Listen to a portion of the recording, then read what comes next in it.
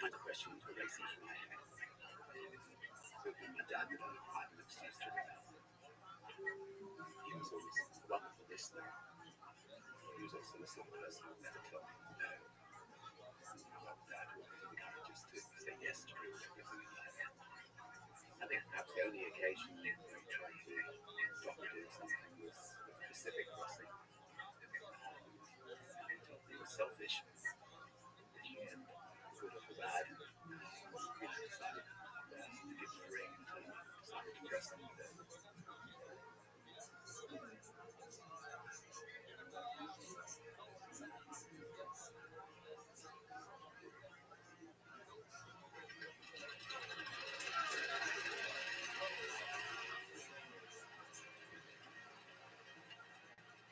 Thousands and thousands of Japanese children and families came out to watch it take off.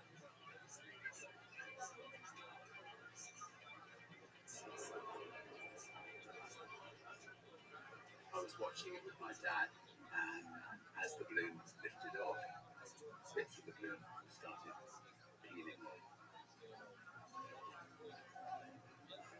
It didn't look good. When I talked to Per, he indicated that this wasn't the integral part of the balloon. He assured me that you could still get across the Pacific with the missing panels.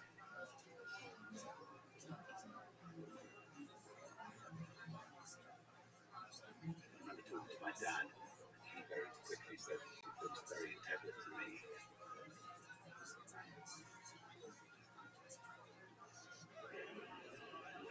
At the moment it was inflated, there was definitely more tension. There were doubts in not just our minds, but many folks' minds as well. That was worrying because up until that point we'd always had tremendous confidence in their ability.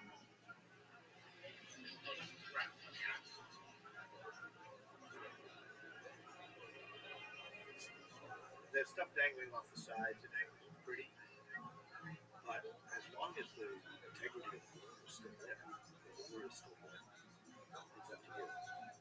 I just backed off.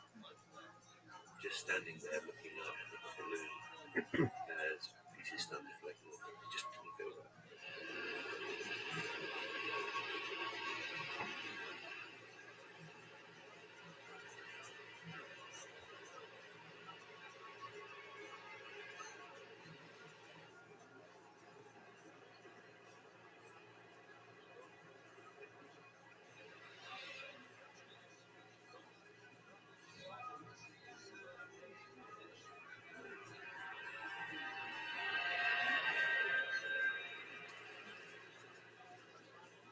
Suddenly, the jumps, a mountain balloon started collapsing onto the burners.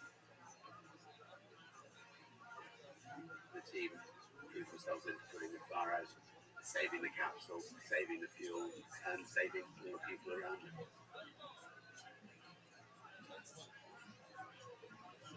It was obvious that this balloon was going to go nowhere.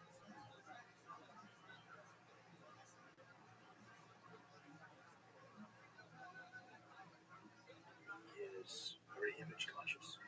And when something as unpredictable and as uncontrollable as baloney, when he has to deal with something like that, he does get frustrated. And he feels the pressure on his image to succeed.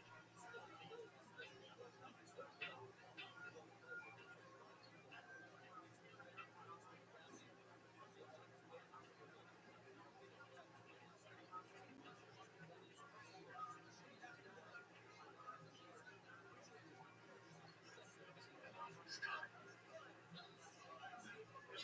No, it's going to be the longest time really. There was all day long, I mean, everyone's ready.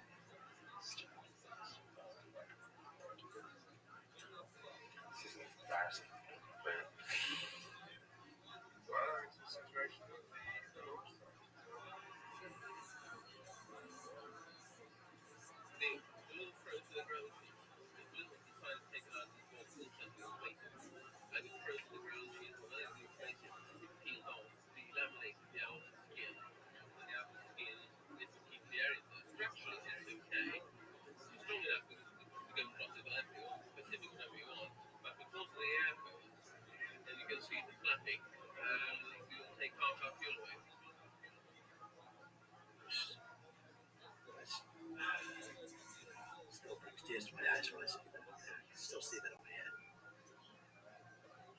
It was just the perfect. The jet stream was still perfect. Everything would have been fine. The fabric failed. It just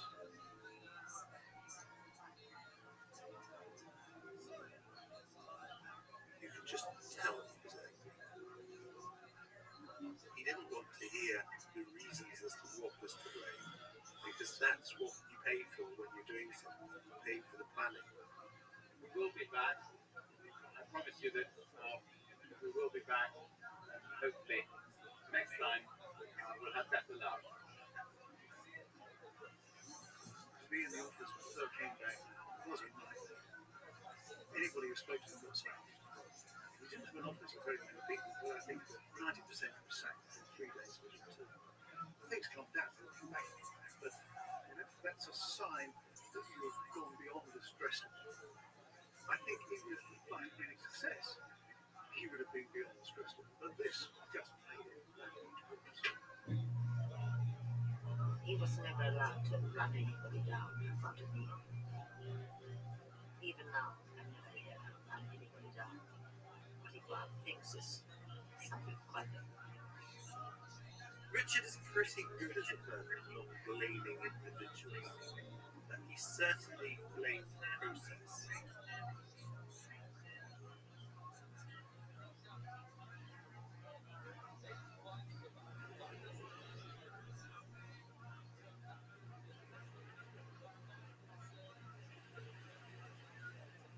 Yeah, because it's a long way.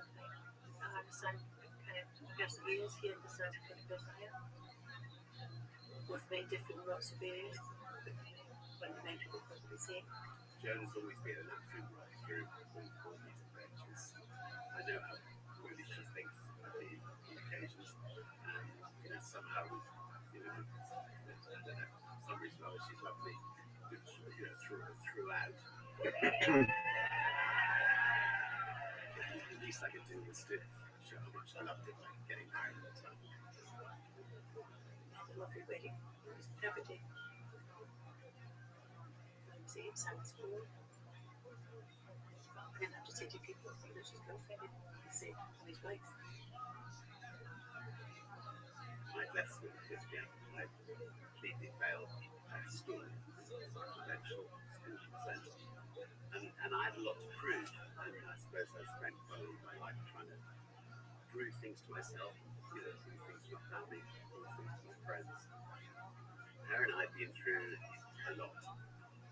We both got lots of faults, and somehow bonded for life as far as I'm concerned.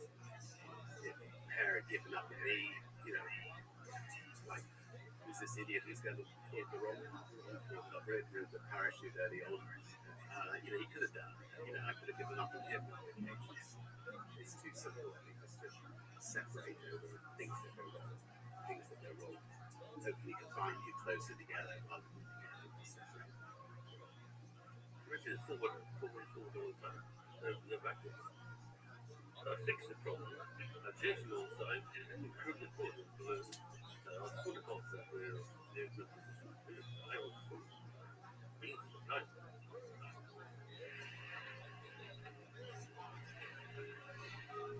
Virgin Management realised that they were dependent on the manufacturers, Elling crew.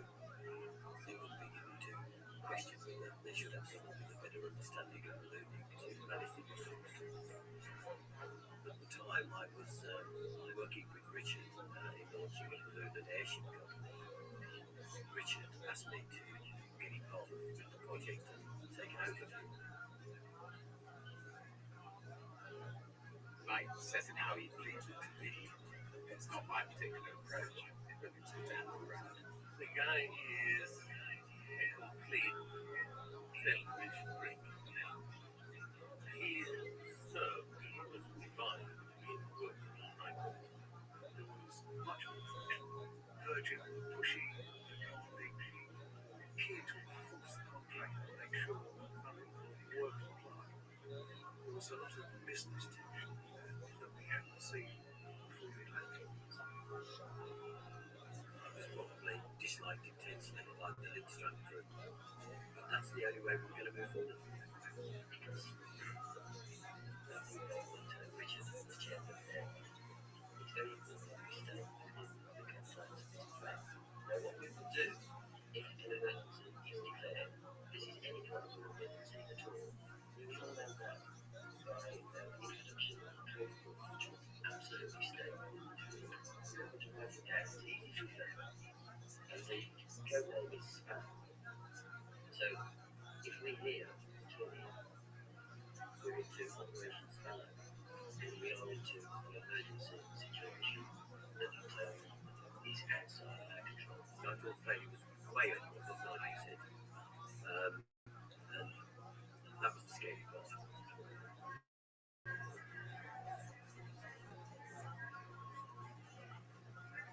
12th of January, we were walking through an airport. I looked up at a TV screen.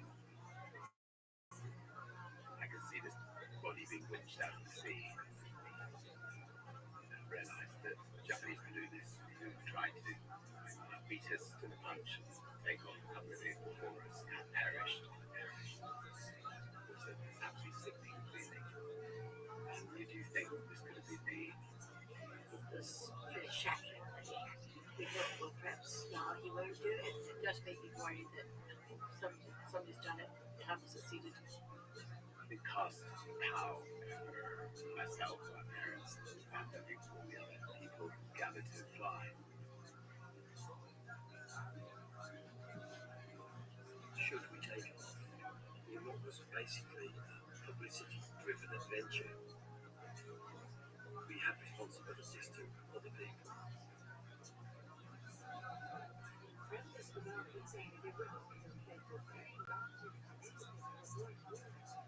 We knew the Gulf War was likely to take place within a day or two of us taking off, and it was becoming very, very, very apparent that the decision was about to be made to invade. But we had a weather window, and we weren't camping for a war, and we decided, we had the weather window, we had to go.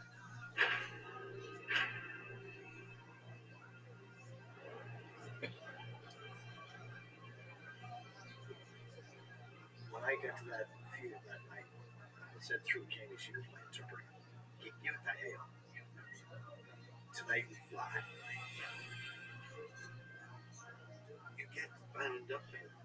And it doesn't matter about self-publicity, promotion of the company, thirst for adventure.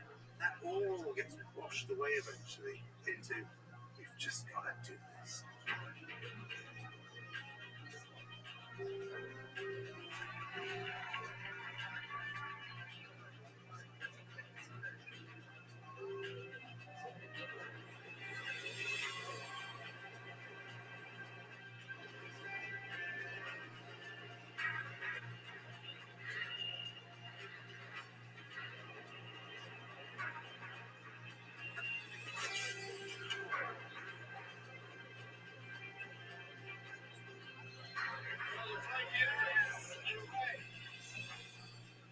That was probably the most amazing takeoff we ever done.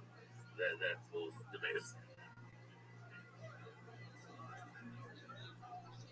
Probably one of the happiest moments of my life. It really was. I just remember staring straight up, watching those flames go until it went out of sight. I think I took my eyes off. It was beautiful. Absolutely beautiful.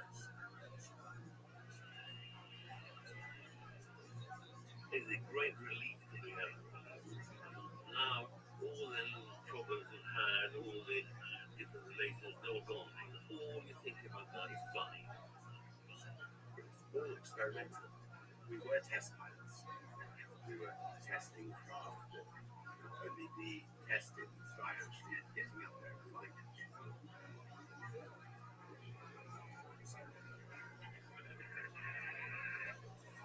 Well, we've got our first problem, and that is we've got radio problem.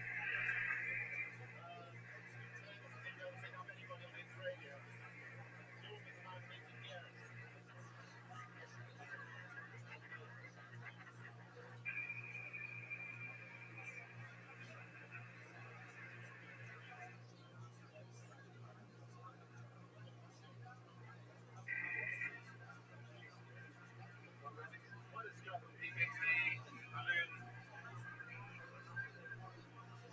level at the moment.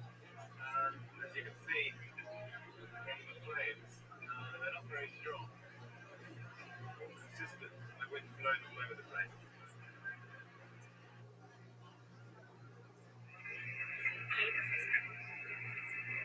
Pacific Fire, we've got strong flames.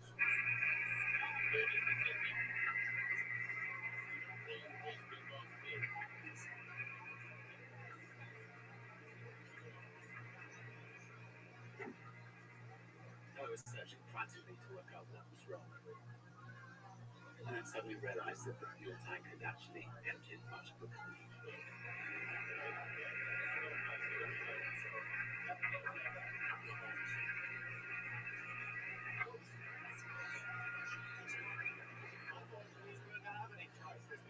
What's happening?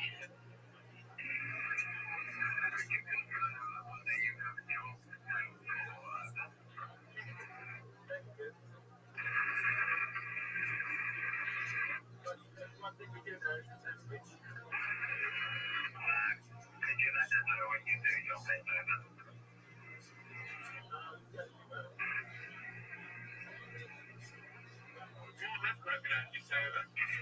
Richard was quite fixated about something.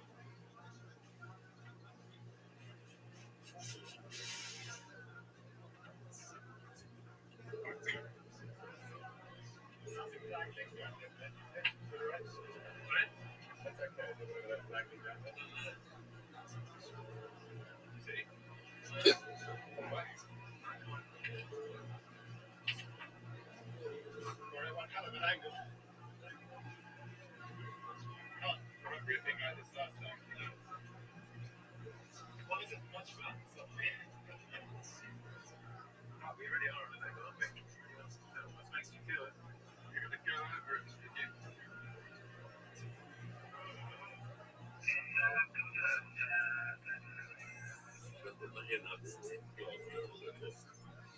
That tank is the main point, that's gone. And that's gone. And that's gone like a shit. We had lost a half our supply, but 10 hours of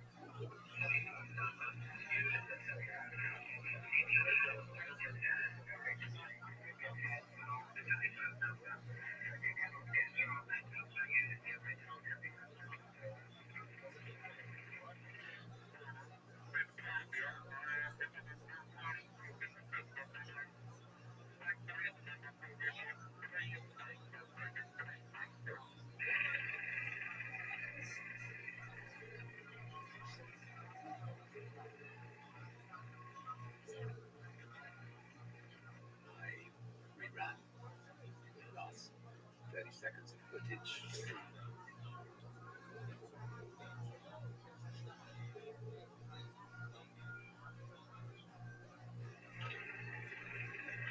This is Pacific Fire. I think we're in serious trouble. His voice was shaking. We were in Operation Spanner.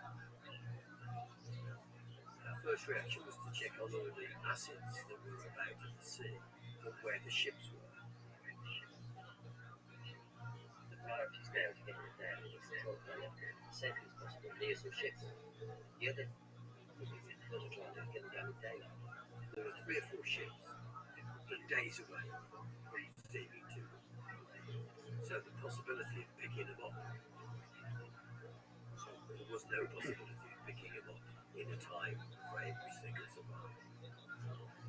We were definitely looking at a situation where we might lose them. Half of your long of the distance, you're basically falling in the zoo.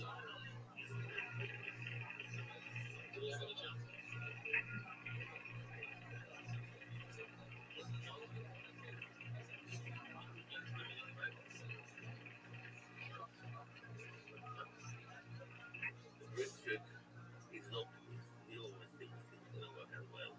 There's a realist, and when he says there's always a chance, I know he means there's no further chance.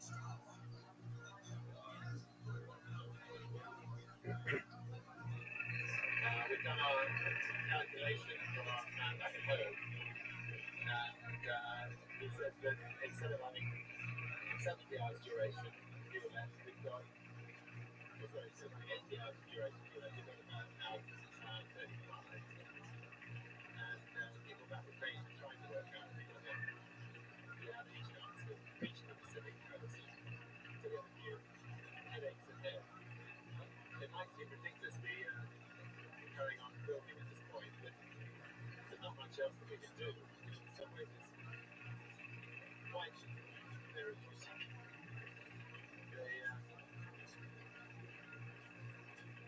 Anyway, people back home are doing some calculations, and we will cross fingers and hope that we can get as close to the California coast as possible. We were fearing the worst when suddenly all communications stopped. Pacific Fire, Pacific Fire, Pacific Fire. This is Thunder Base. This is Thunder Base, over. Everything had gone wrong.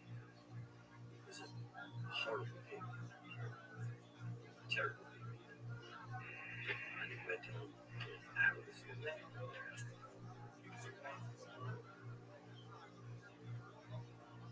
Okay, communicating to the outside world. So it was very, very lonely.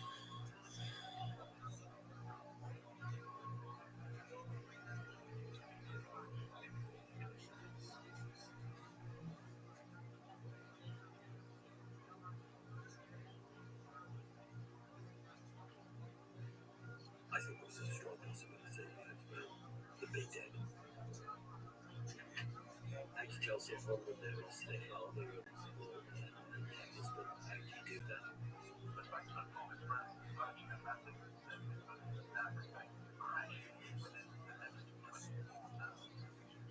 Trevor Rabbi at the time, he could write a whole homicide movie for the first time. I think you could have just dazed. I think when anybody tells you anything bad like that, it does seem to be something.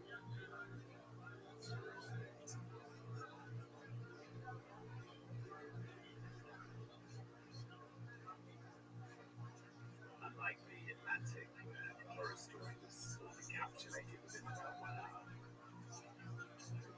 this was long drawn out. Yeah, what is going on? Breathtaking universe, the spectacular views you get when you stand up and look out at the dome. This is going wrong. It feels like the signs of the capsule are closing in on you. It's a pretty dreadful place to be. Because apart from that, if there's anybody is anywhere in the world, everyone's clue, we're in trouble.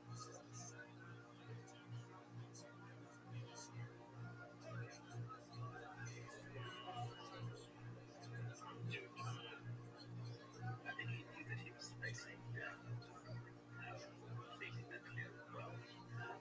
He collapsed suddenly. It was then that I suggested the admission of rest. Together to find the balloon for many hours. The only chance we had was to get right over the jet stream and give it the best chance of getting the speeds that we would need to get across the Pacific.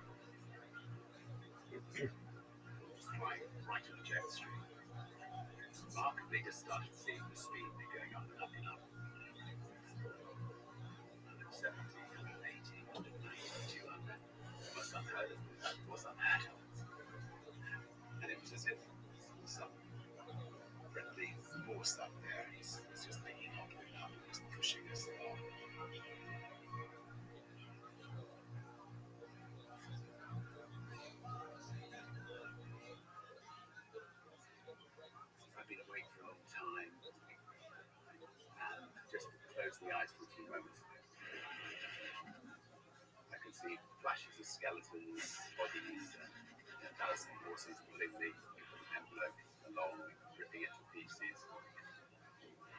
Just these horrible flashes going on. The brain was desperately wanting to go to sleep. The body was desperately wanting to go to sleep, but there was no way I was going to let it happen. And suddenly I saw what looked like chunks of flame falling all around the top of the dome. And for a second I thought, I'm beginning to hallucinate. I'm tiredness. And then I realized, Christ, we're on fire. I immediately sprang out of whatever was going on in his head. The radio suddenly came on. I heard the fire, that's all you can hear. You see these lumps of burning snowballs falling around the dome. One lump of that propane hitting the dome, which was at -60 degrees, would have exploded it. Fire on board a capsule, oxygen-rich environment, is, deadly. The only way you can kill a fire is by climbing high enough to stop the burn. That was fantastic. I knew exactly what to do. Just shouted, burn, burn, burn. We got up to 40,000 feet, 41,000 feet. But of course, we all waited. The capsule was only certified for 42,000 feet. We had to go higher.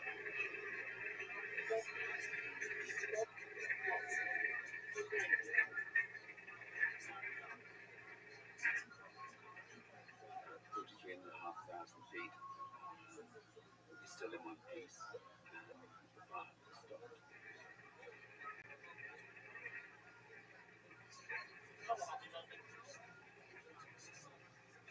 When I actually spoke to Richard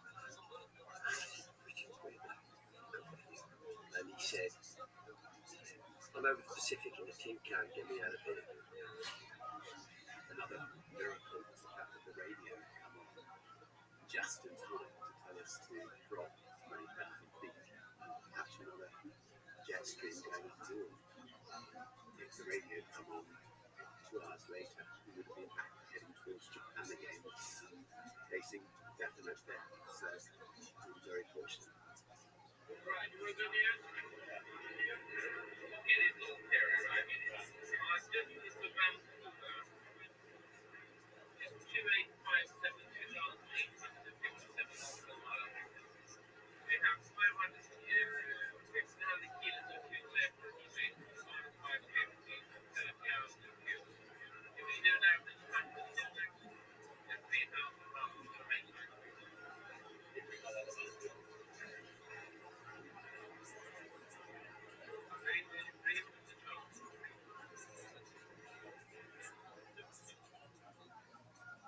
That was the turning point.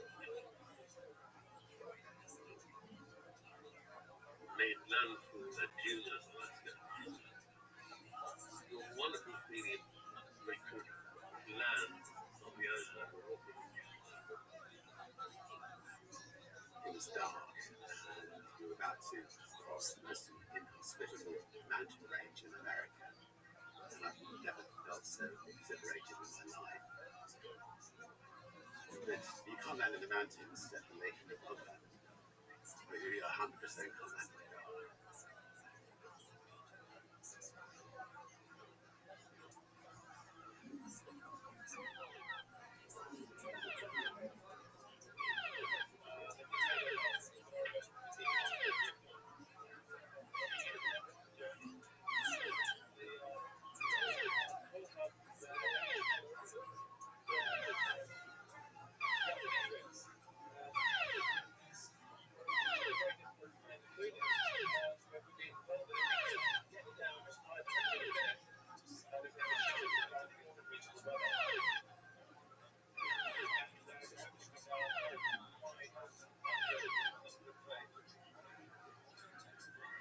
Started coming down the other side of the Rockies.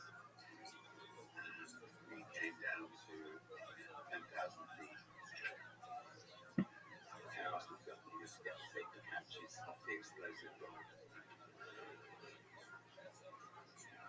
I climb up onto the top, and then move very, very slowly around the top of the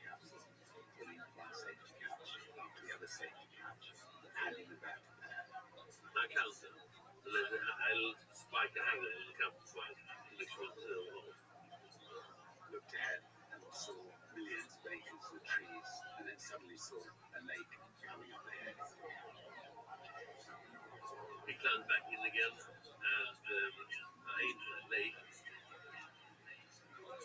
And this is where Pear's lifetime of skills of being one of the greatest blues and the greatest blues alive came into being.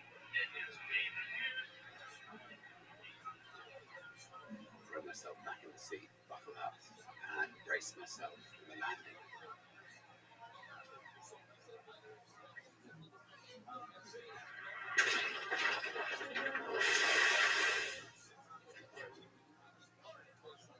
The explosive bolts worked. The ground to a halt. The balloon disappeared from the capsule behind some nearby trees. This is half an hour or so after the event. We're sitting somewhere in the tundra. We set off various emergency beacons, trying to get in touch with people to say they were okay. Actually, the landing was possible.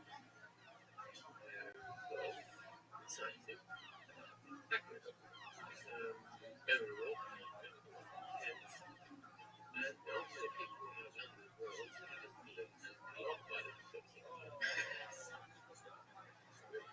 Across the Pacific, you were the first to do so. The most important of all, we were alive.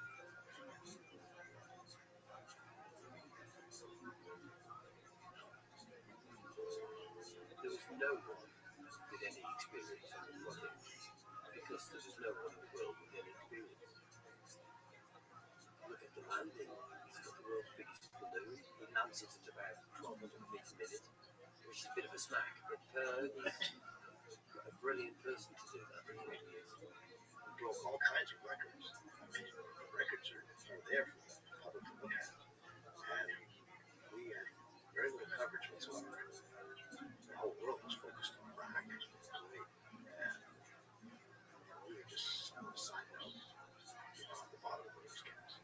And it's just a shame to have such a monumental event go from I'm sure Richard was deeply disappointed by that. Obviously, if we're going to do a great adventure, we'd like to get it around the plan. But when you're facing death, you realize that these things are most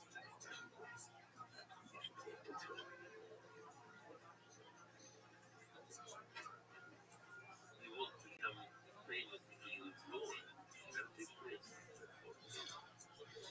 Richard was prepared to take that. There is a danger that by having that positive attitude to that, that at some stage it could go horribly wrong. But life is short anyway, and I think that don't end up dying in bed. You'll end up dying on one of those adventures, and it would have lived as much as you like. As Napoleon said in that little, never mind your background, your experience, but all your luck. And in order to describe Richard, he's lucky.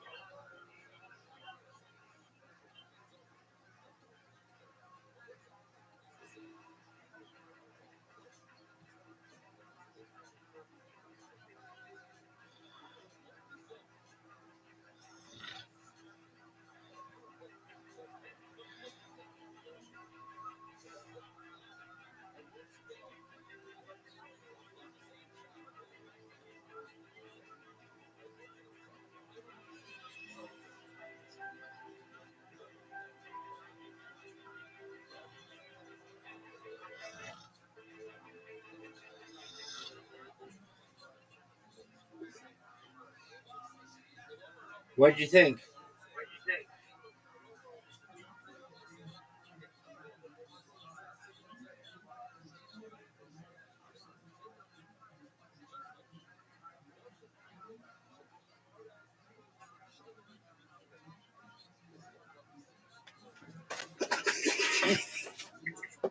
What did you think? Yo. What did you think?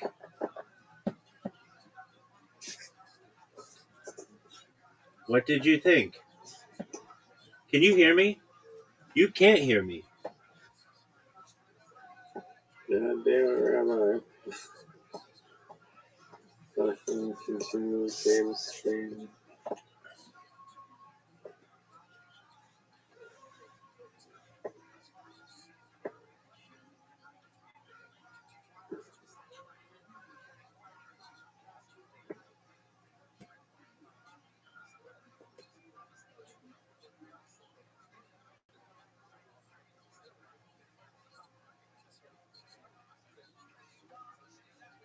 I'm here. I just don't know what happened to this computer. It just froze up on me.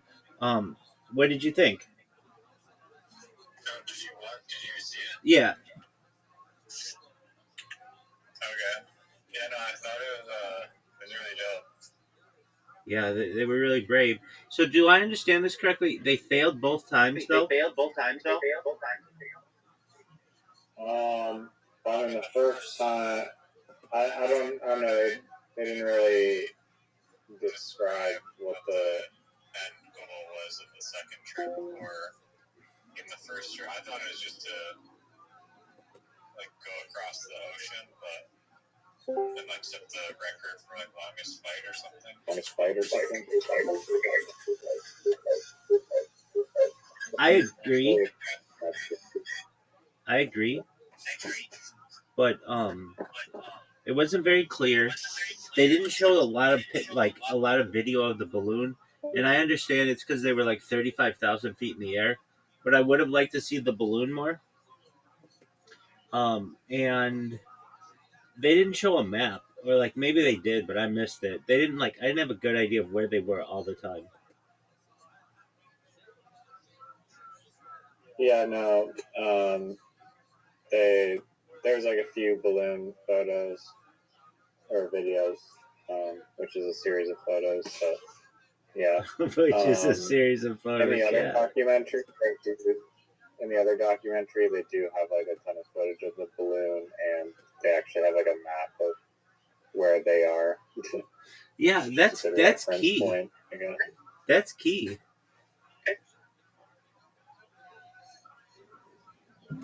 Yeah, I mean, I don't know. You knew they were over the ocean, but you didn't know like how close they were. And then it was like kind of suddenly at the end, like they just were suddenly in like Alaska. I agree. But their their thing caught on fire, right? Yeah, it did. So yeah, they didn't. I mean, they only probably had like limited footage, but and they did describe it, but it's hard to grasp the severity of the fire. I mean, they just went to a higher altitude, but Okay. the balloon didn't entirely catch fire. But Okay, so let me look this up. I want to know like what they accomplished. What did Richard Branson accomplish with his hot air balloons?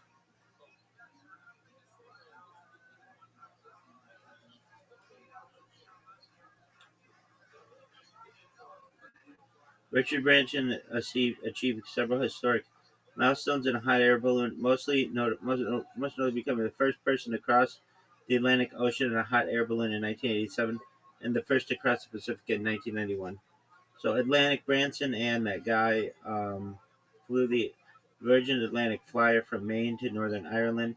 Yeah, but they went down in the water. I know they considered that to be, but I don't consider that. The flight set records for distance and duration, though it ended in a dramatic crash landing in the sea off the coast of Ireland. Pacific Crossing, Branson, Linderstand, and Steve Fawcett. Yeah, Steve Fawcett. He's the guy who's always doing this kind of shit. Flew from Japan to the Canadian Arctic, covering 6,700 miles. The flight broke the world distance record, reaching speeds of up to 245 miles per hour. Global circumnavigation attempts between 1995 and 1998. Branson made 4 attempts to be the first to fly around the world in a hot air balloon. Although he set speed and distance records during these attempts, he ultimately failed to complete the circumnavigation, which was eventually achieved by Bertrand Piccard and Brian Jones in 1999. Okay, I've got to say, like, what they were trying to do was exciting, but they uh, didn't have enough graphics for me to really be able to like get locked in of where they were. I didn't see enough video of the balloon. Like I would have liked to see, I don't know, like a plane go up and just see what they were doing. Um, I can tell you They this showed though. that on the first flight. They didn't show it on the second one Okay, as much. They only showed the takeoff. yeah, I can tell you this though. I have flown on Richard Branson's airline, Virgin America, from San Francisco to Las Vegas, and it is far and away the best flight I've ever had in my entire life. It and this is what their tagline was, or like unofficially, it's a party in the sky. All the lights are purple. It looks like my room. It's like except like a little purpler. All the lights are purple. It's like a nightclub in the sky. It was amazing. Did they have anything else besides purple lights? Yeah, they were early to have the video, um, the video screens. Like I know that's commonplace now, but like 15 years ago, it was not. And the flight attendants were, I don't know, I don't. They weren't like strippers or anything, but they were attractive, and I just remember it just being like the smoothest flight in the sky. Like I think the bathrooms are really nice too. Normally there's just like a little mirror or whatever, but I think the lighting was really nice. Um, what else about it? I don't know. Maybe they had some music or something when you boarded. I forget exactly, but it was just like the big thing to me was the lighting. And anybody who took that, Joey Diaz says that Virgin America is the best like commercial airline, and I agreed with him even before I knew who Joey Diaz was. It was the I mean I've taken American, I've taken United, I've taken Alaskan Airlines, I believe, or Frontier, or I haven't taken Spirit, but I've taken like uh I think I've taken Southwest at one point. Almost, yeah, I've taken Southwest. Um and Virgin America was amazing. And what else was cool about it? I don't know. Maybe the food was really good. I don't really recall. I don't even think we ate. It was not that long of a flight. But I think they gave you a drink uh, as well, maybe. I mean, most flights do that, but a lot of them do. Um, I don't know. Just all in all, it was like the thing that stuck out in my mind was the lighting, and I was like, "Whoa!" It was well. There was more to it than just the lighting of like the uh, the cargo section. Like there were lights like on the like on the seats, and it just looked like a nightclub in there. Unfortunately, that he's done a lot of things that fail. That what do you call it? That So Virgin Airlines failed? think I think part of it did. At least like Virgin America did. Virgin Atlantic might not have. So Virgin Atlantic went from the East Coast to um, like England, but Virgin America was the West Coast. But he did this other thing. I had a friend who was working for him. Um, Virgin Aerospace. They were out of Long Beach, and that failed. Virgin Atlantic is a British airline founded by yada yada yada. Okay, so it was founded in 1984. Did you ever learn how he started um his his Virgin America was an airline headquartered in San Francisco. So Virgin America went out of business, and uh, but Virgin Atlantic did not. I can tell you, Virgin America was super cheap too. I think I got like a $99 flight or something. It was like really cheap. Um, okay, so this was a weird story. Like Richard Branson's too good to be true. I know he has some shady friendships and stuff, so I'm not like a Richard Branson homer. Yo, dog, what's the story of how Richard Branson started his first airline? He basically like had to like just make telephone calls. He made telephone calls. He was like, I'm gonna start an airline. He started making telephone calls to Boeing. Um, It says that he negotiated a deal where he could return the plane within 12 months if the business failed. yeah, but he called Boeing from a payphone and asked if they had any secondhand 747s for sale, saying he wanted to start an airline called Virgin. Though he had no aviation experience, Boeing agreed to lease him a plane for 1 year with an exit option if the venture failed, limiting the risk. With the single leased aircraft, Branson launched Virgin Atlantic in 1984, competing directly against giants like British Airways and Pan Am. The bold move, driven by a simple phone call, had a vision for better customer service, marked the birth of his airline empire. And I can tell you, that was another thing about Virgin America. It was super cheap. It was like a nightclub in the sky, and the customer service was really good. I don't know, like, what do I mean by that? I don't know. They gave you an extra drink or something. I mean, it's not like they gave you lap dances in the sky, but it was just really nice. I remember that, and I remember being like, It says they had a airline was launched as a fun alternative with perks like onboard massages and games to stand out. yeah, that's maybe what it was. They had that kind of stuff, and it was cheap, but you wouldn't think it was cheap.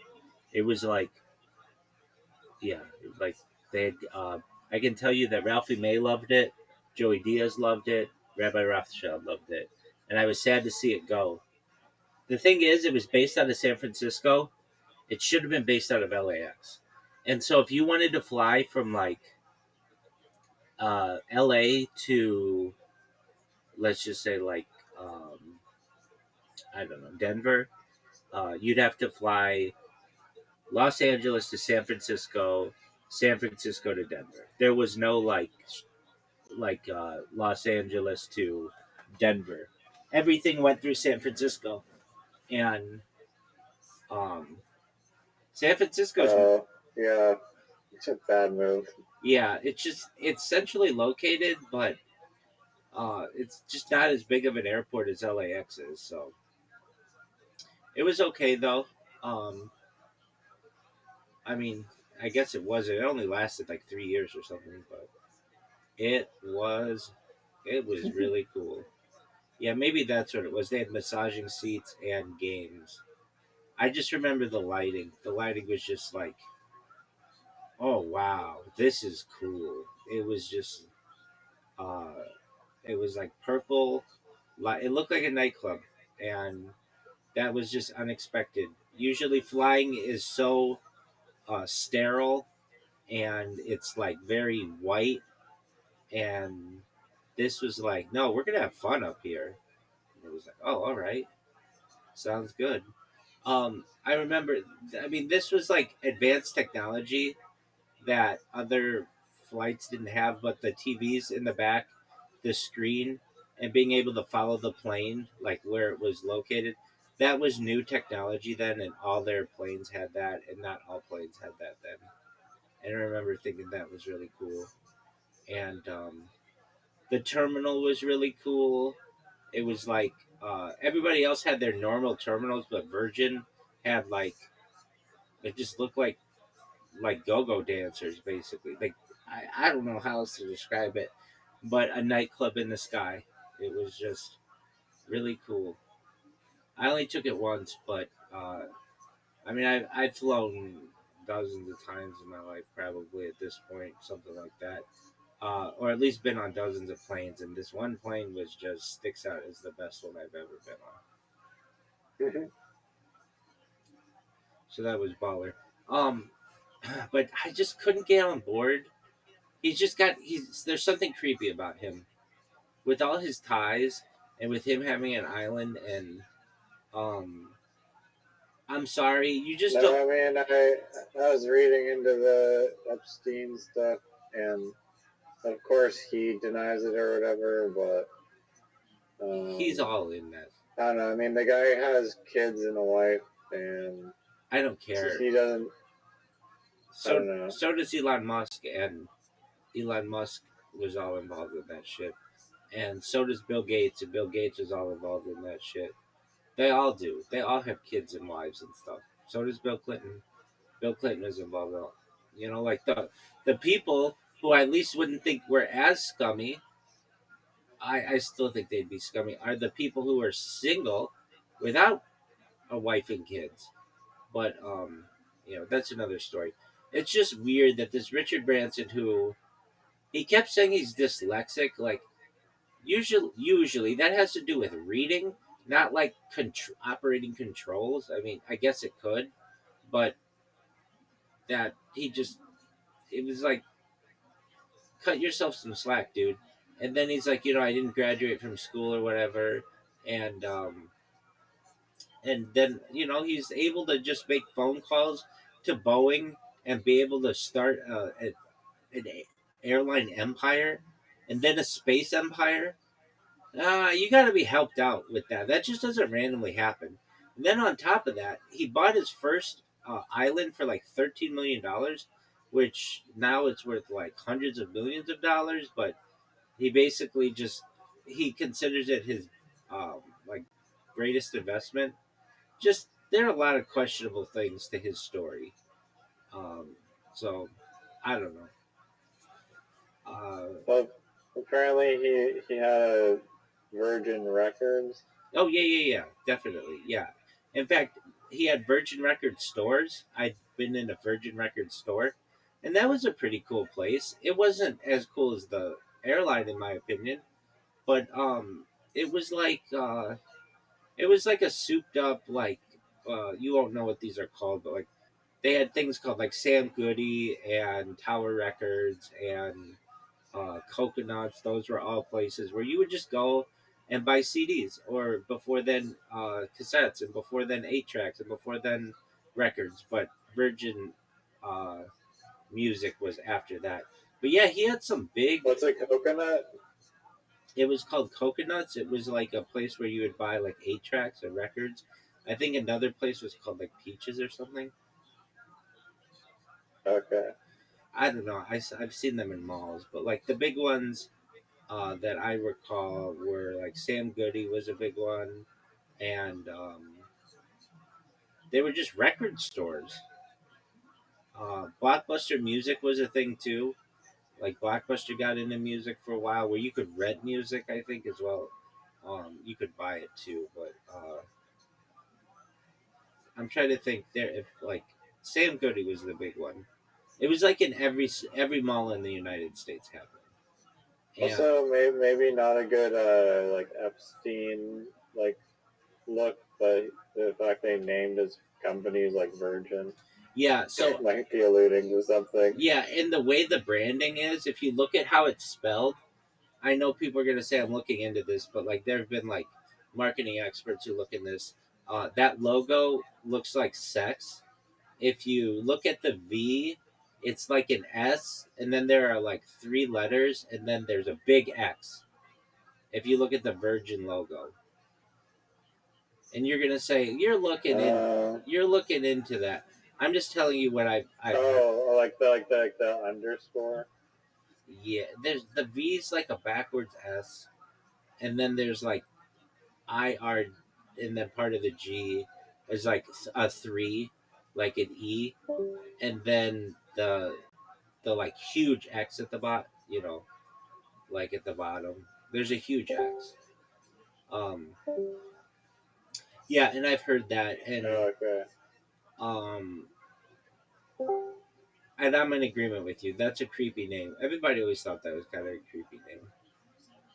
Why would you name it that? And I think it was because it was like, because we're doing something that nobody's ever done before. And it's like, yeah, there's a reason why nobody's called their business that, because for so long it's had like a sexual um, connotation to it. Yeah. I recall it might have been a Virgin music store I was in New York City, maybe, um, and it was 2 floors. And then I think I was in one, perhaps. There was one. LA really had Tower Records, which was bigger. But then there there were like some regional ones, but like um, I can remember. I want to say he had some big stars. I want to say he had like Britney Spears at some point. Um, I could be wrong on that. Hold on, I'll look it up. Who was Virgin Music's biggest like pop stars? Spice Girls, Janet Jackson, There you go. Rolling Stones, Sex Pistols. Spice Girls. That was big. Yeah. He had Michael Jackson. Janet Jackson.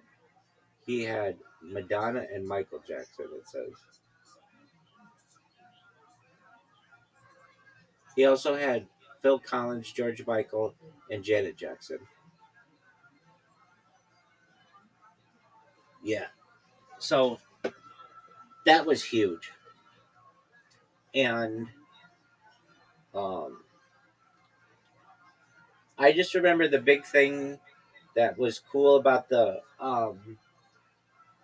Virgin stores were they were 2 levels, or at least the ones I was in, and usually like a record store is just 1 level, and they had a lot of posters that you could get, and what else did they have?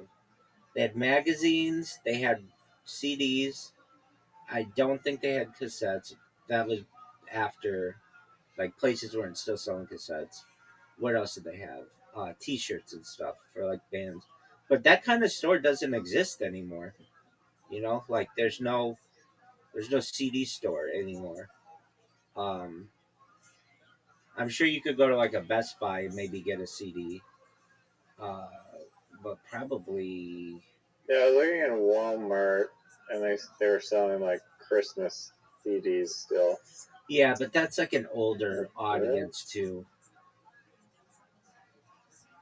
And a lot of that technology is still old. But yeah, I could see that. I was gonna say maybe like niche products would still have CDs, uh, but like I could see somebody having like the Bible on CD, or like uh, maybe like a famous book or something, or but like everything else is gonna be just use a QR code and download our software or whatever, our music. Um, yeah, CDs used to be a huge part of a store. Walmart used to have a whole section of CDs. I mean, like you're saying, they still have some sections, but it used to be bigger. And bookstores were really big for CDs, um, and that all went away. They'd have like a special section with like metal detector, or like a wasn't a metal detector, but it was like one of those detectors to detect if you're stealing stuff. Um, like there were these things called Borders books, and then there's Barnes and Noble, which still exists. Um, Trying to think of. Do you consider video games CDs? Yeah, back then I did. All of that stuff was generally in the same area. Do I consider video games CDs? Does it come with a CD? Yeah, like one that you put in your Xbox or PlayStation. Yeah, that I do. And books used to come with CDs. They'd have a book, and then they'd have an accompanying CD with it. Yeah, anything burned onto a disc, basically. Yeah, I consider that to be. Um, Yeah, I think you were telling me before that like video games, like there won't be any like physical copies of video games in the future. I'll just be like downloaded or whatever onto like the console. But there's like a big storage problem when you do that, unless they like figure out compression or something. But the hold with on. like an Xbox, it'll have like 500 gigabytes, which is like no. 10 games. It won't work that way. The way it'll work is you'll have a virtual machine that you rent, and it'll like literally just cost you credits, and you won't even have like anything but a browser. You could literally log into this virtual machine anywhere in the world, and it will have everything that you need there, and it'll have all the RAM that you need. So basically, you'll just have a GPU.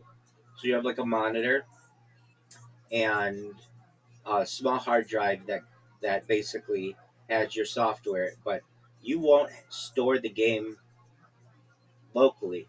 It'll all be stored in the cloud on a virtual machine. And that virtual machine will be very, very good computer. But you won't have the ability to tinker with it. It'll all be run on like Amazon Web Services. That's what the future of computing is. And we're already pretty close to that. Okay. We're already pretty close to that. I mean, if you you think, can already rent a supercomputer basically in the cloud to run games. yeah, you're right. And oh man, it's a pain in the ass. When I have a certification from Amazon Web Services, and in order to like, you have to set up an instance and basically like connect your credit card to it or debit card to it, and it just has to run like 1 cent. But I one time forgot it was on, and it cost me a bunch of money. Not like a huge amount, but like it cost me some hundreds of dollars just because I didn't recognize that this one instance was still on. And that's how computing's going to be in the future, where you'll have a super well, you'll rent virtually a really fast computer. But if you think about it, like Steam's already like that way in a lot of ways. Yes, you can download it locally, but a lot of that stuff's already saved in the cloud.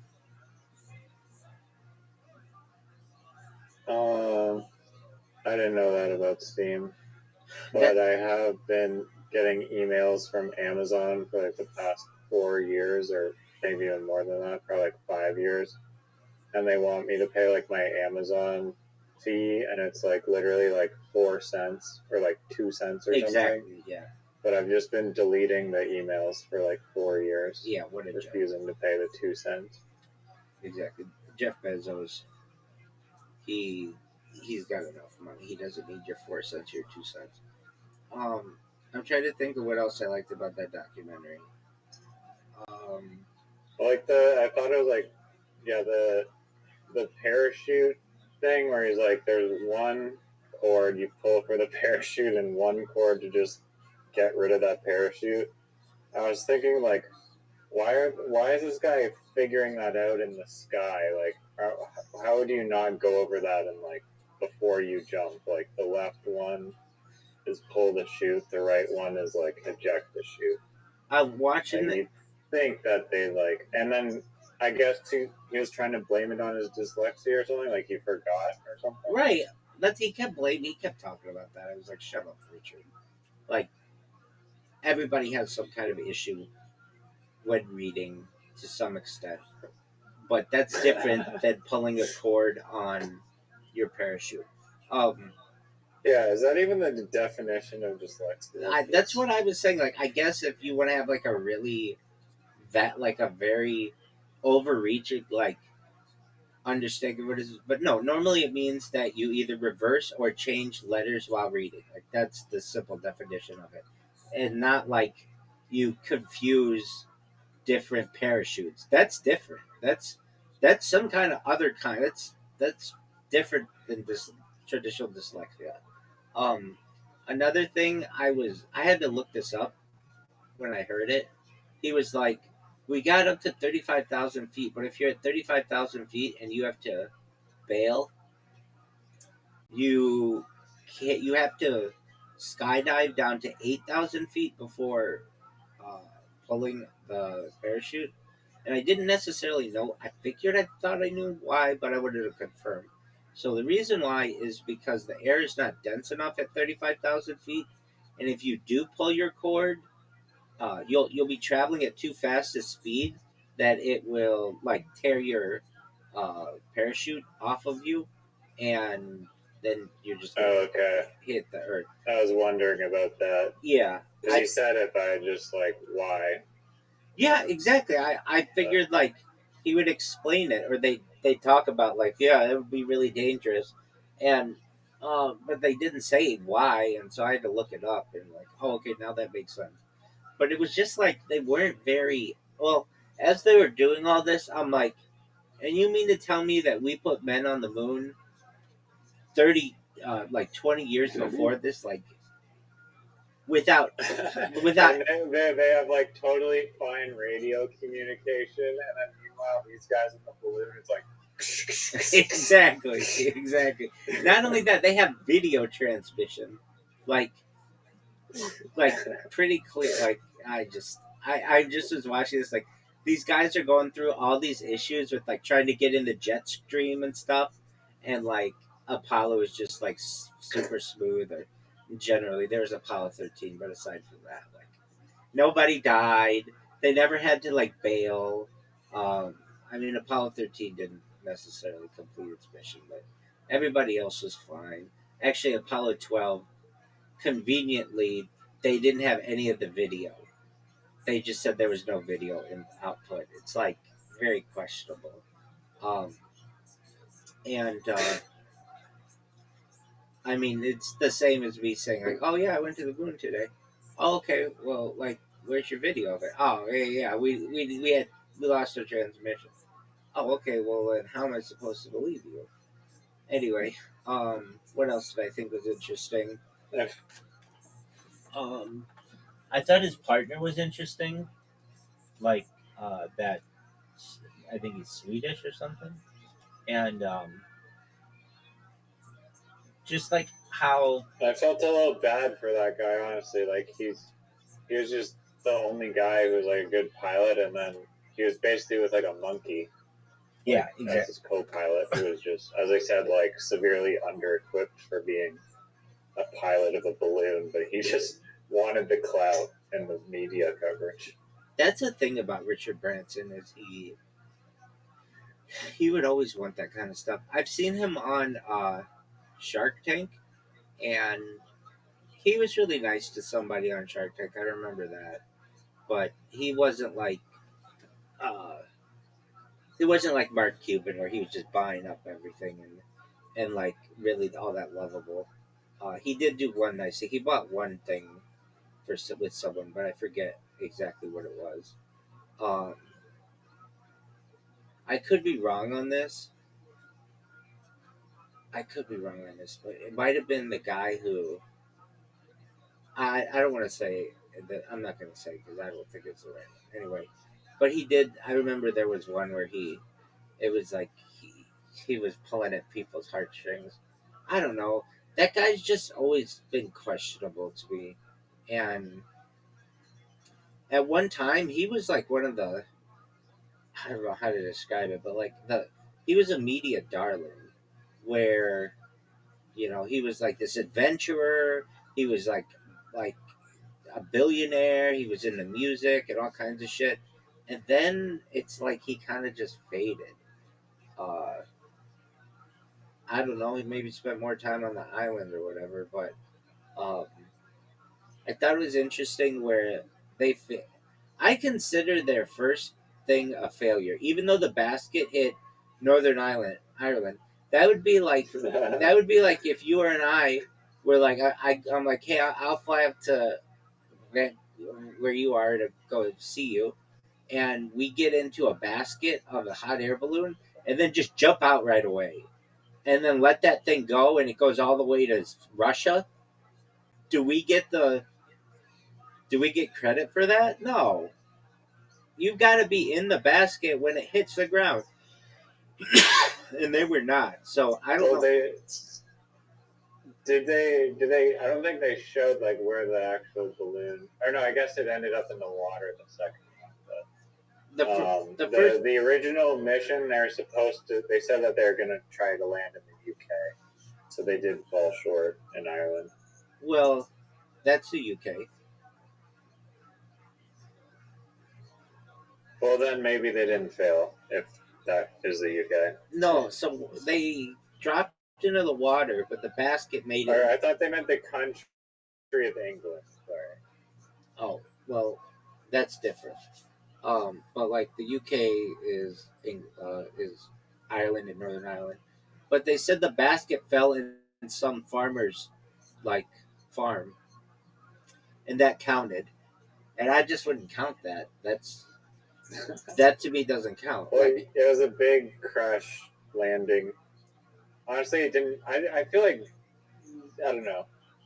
Like maybe it's really difficult to actually land a hostile air balloon, right? But like it didn't seem like it was like a good coverage to have like the Coast Guard of like Ireland come rescue you after you like almost die and write like your final words on a piece of paper. well, that seemed like a waste too. Like, why is this country supposed to be bailing you out? Like, you've got enough money. They should be like, hey, we're doing our own thing. Like, we don't have the time or the resources to go babysit you in your little, whatever. Like, if you want us to do this, balloon charades. yeah, we'll bill you for it. But it didn't seem that way. It was like they were just doing it. Oh, another thing I thought was interesting was Richard Branson was like talking to the other guy, and he would be like, if I would ask the other guy, uh, like, is there a way that we could get this done? The guy would say like, oh, there's always a chance. When he would know like, there's absolutely no way this is gonna happen. And then Richard Branson was like, I wanted to do the Pacific, but if I wanted to do it with anybody, there's only one person with whom I would want to do it, and it was that other guy. And that other guy was like the brains behind the thing. Like Richard Branson was like just like there for the media and perhaps to provide the capital for it. I don't know.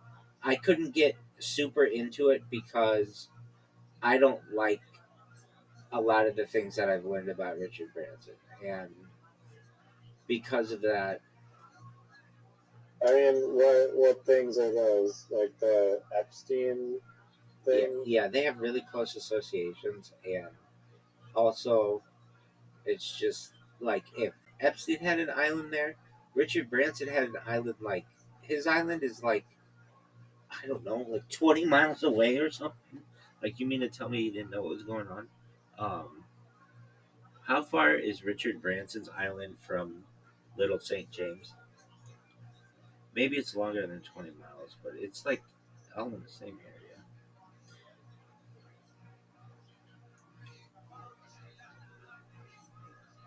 I don't know. He has some alibi, but Oh, it's 32 miles. Okay, so that's still pretty close. It's closer than my island, I can tell you that. Um, and does that mean that anybody on an island within I 30? mean, he claims that he like cut ties with them. Dog, everybody says that. Come on, man. Everybody says that, but no one did. Donald Trump said that Okay. that he did. Yet he invited him to the White House. Like up until like the day he was arrested, he was there. I mean, come on. Like, Okay. Well, I mean, I don't know. Howard Lutnick, Who the knows? Secretary of Commerce, said the same thing, but then got caught with being in a bunch of pictures with him, um, and like having dinner with him, and all kind. Just that whole situation just creeps me out, and because of that, like, who's to say that Richard Branson couldn't have been the same kind of a dude? I mean, I'm not accusing him of that, but I don't know. He is mysterious billionaire. Um, doesn't have an education, just like Jeffrey Epstein. Um, buys an airline, buys a a leases a an airplane for a year from Boeing. They just don't take anybody's call, and he did it from a payphone. Like what a great story. Calls his company Virgin. Calls his company Virgin. Makes it have like a sex logo gets involved with like all kinds of like questionable people, frankly, like well, like Michael Jackson isn't the. I don't know what to think about that situation, but like, um, with that being said, had all these friends like Jeffrey Epstein and people, and buys an island 32 miles away from. That's not that far. Um, and he bought it for like really cheap too. He bought it for I think like $13 million. It's worth like hundreds of billions of dollars. Anyway, it's just a rags to riches story that is questionable to me, and It's worth hundreds of billions. hundreds of millions. No, hundreds of millions of dollars. Okay. And it's just a questionable story. I'm sorry if I ask questions. I'm sorry. Apologies if I am uh, not going to get hoodwinked. If people want to, if I didn't get hoodwinked with Jeffrey Epstein, I had this motherfucker pinned a long time ago. I knew about him. I knew about the temple. I knew the name of the island. I just wouldn't talk about it because I didn't have much proof. The only thing that I had was like stories that I'd heard.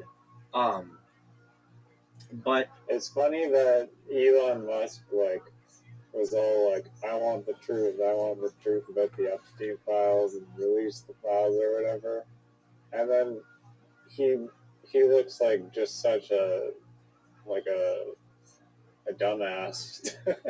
right. Well, not only that, correspondence with he looks like a Epstein, loser. Like, he looks thirsty to get in, and he's like so like bad at being like low key about it. Where like even Epstein is like, "Holy shit, this guy's cringe." He looks like a loser, and I frankly kind of think that he is. Everybody sucks his dick because he's worth so much money, but they didn't want to hang out with him.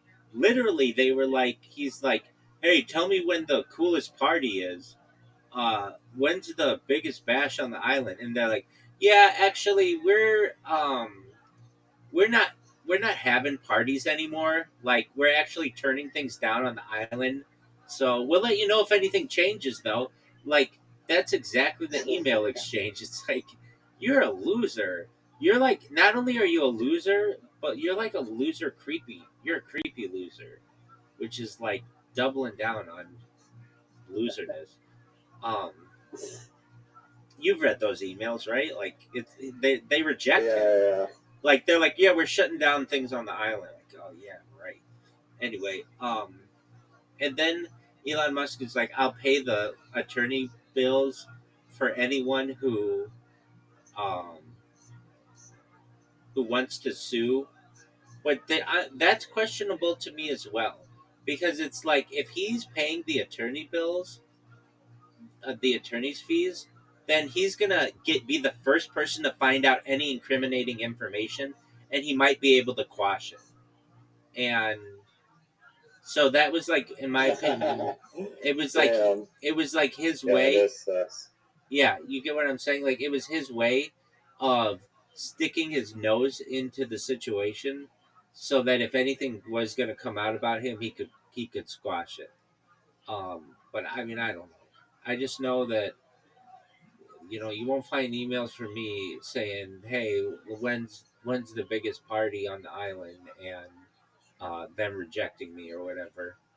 Um, Yeah, no, I pretty much lost all respect for Elon after that came out. I did too. Jesus Christ. I did too. And there are such fanboys on X that make me sick.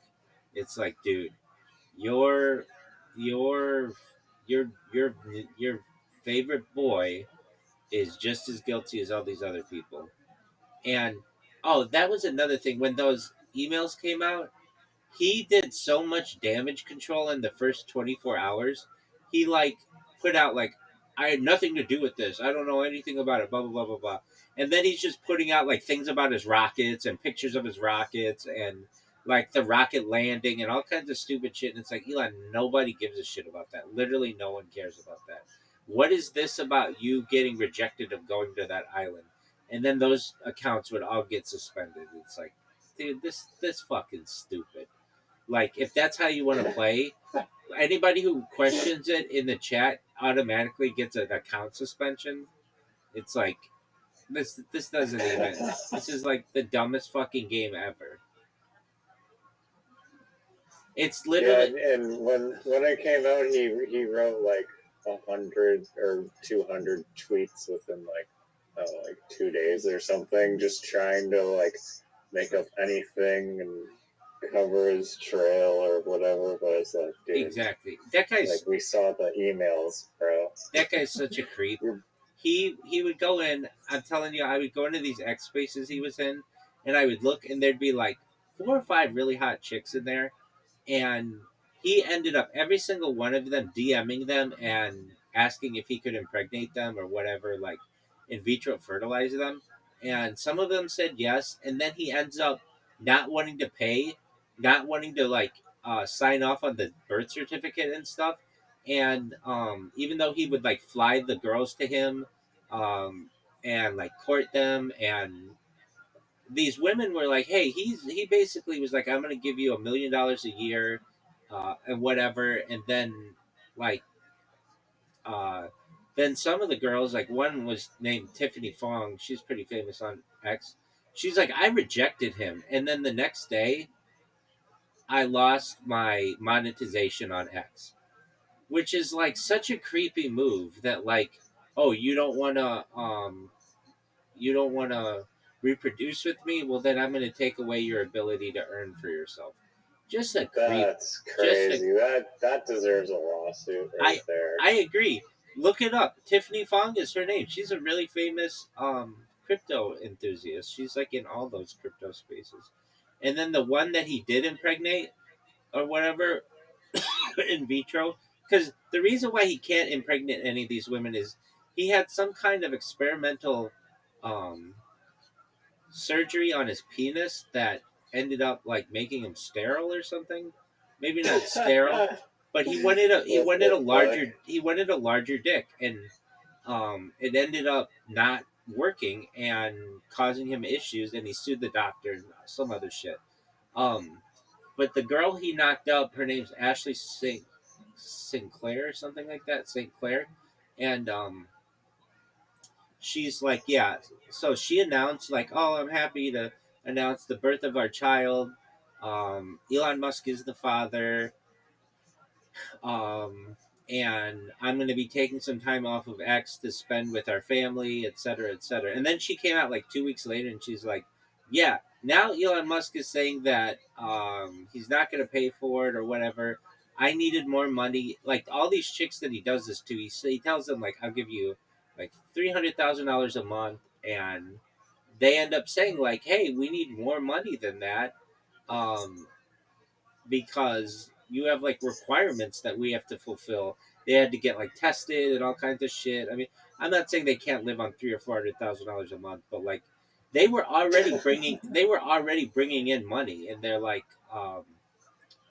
just like he's not sticking to the agreement that we have. He has this huge agreement that he makes you sign. Like they basically publicized it all. This Ashley Sinclair did, and That's that is psycho dog, behavior. you can look at it, and if you look at his Wikipedia page, every few months or so, the amount of kids that he has keeps going up. But he's not as bad as the guy who founded uh, Telegram. That guy has over 100 children. He became a billionaire and just impregnated a bunch of Russian chicks. And that gets to the Epstein thing. Epstein and his whole fucking secret family and all that Zorro Ranch kind of shit where he was creating like a bunch of like super people or whatever. All that shit creeps me out. There are people who are starving in this world, who are homeless, who have absolutely nothing, and these people are. It's a breakaway civilization. There's no other way to say it. So what am I doing? I'm using data as much as I can as a typical individual and betting on myself that if I do this long enough, it'll go viral. And when it does, then I'll be able to bring some justice to this world. I'm not saying I'm going to be able to make everything perfect, but I bet I could help a significant amount of the population, like 20% of the population, to become self sustaining and perhaps not have to work just through the use of AI and robotics to be able to allow people to do art or perhaps like not have to work and not have to worry about food and stuff and I just was just gonna ask you, do you believe what Elon says about like in 5 or 10 years with AI and robotics, we will move away from money entirely, or basically like universal income? yeah, universal basic income, but he calls it universal increased income or whatever. Yeah, I do believe in that.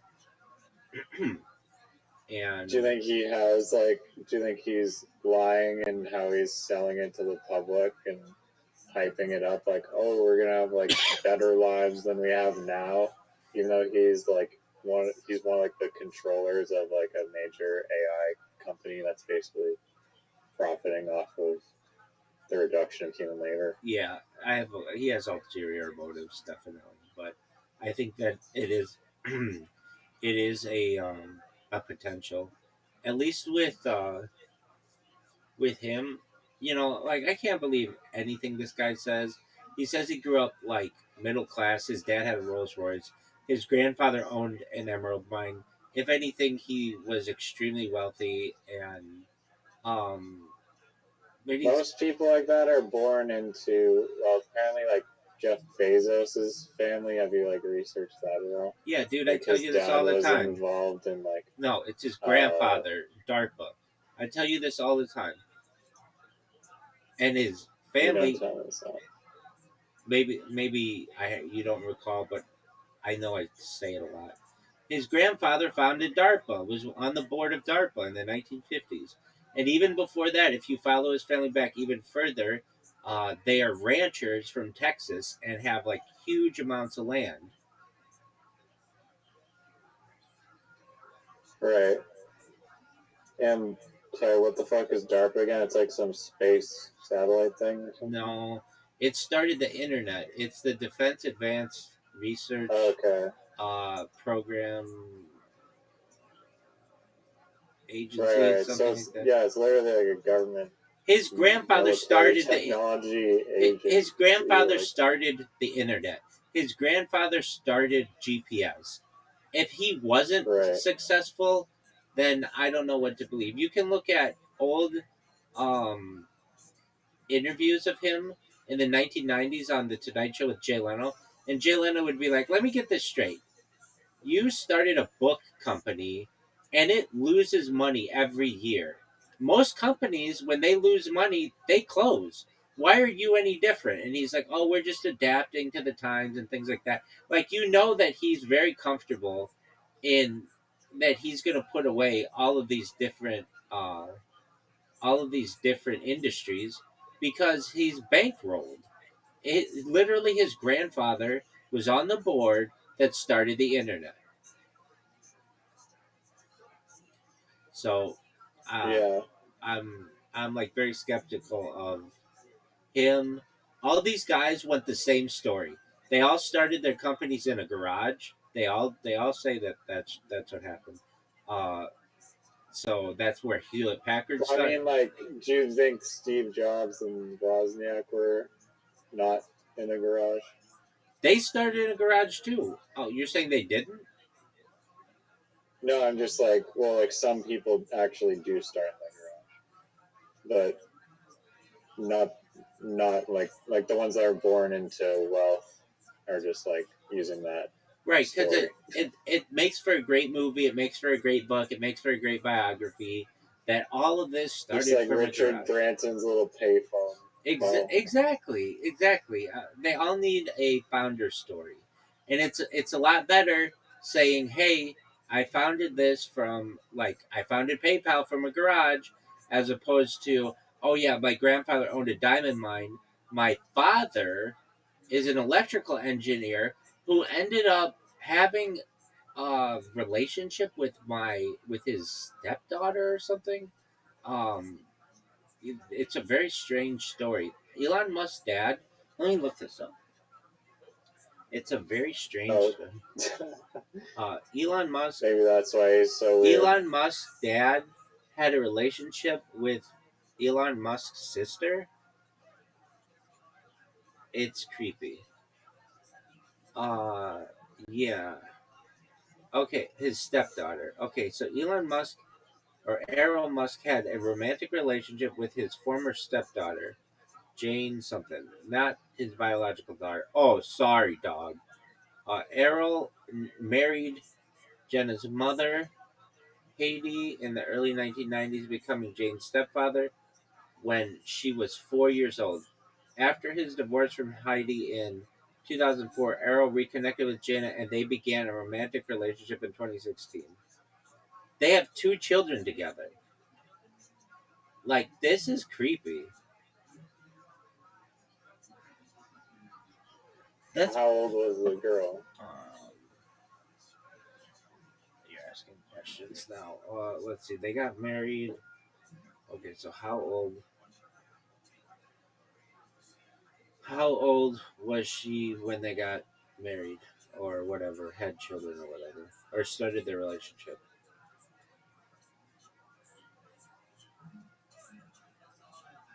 She was 4 years old when he married the mother, and she was like 30 years old.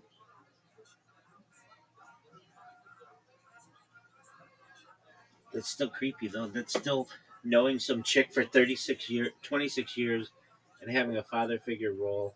And now that's not Elon Musk, but Elon Musk has a bunch of creepy shit, including not being cool enough to go to that fucking island. But his thing where he just DMs chicks and he flies them to San Francisco. He has them sign all kinds of documents. They go to the doctor. They get impregnated, or they get a surrogate. They don't actually have sex. That's the thing. That's like, you would think that like he's having all kinds of sex, but he's not. Because of some kind of penile implant that went awry, that was supposed to make his dick really big, but ended up uh, not, and he sued the doctor over. I mean, That's such a humiliating story. I hate that I know this.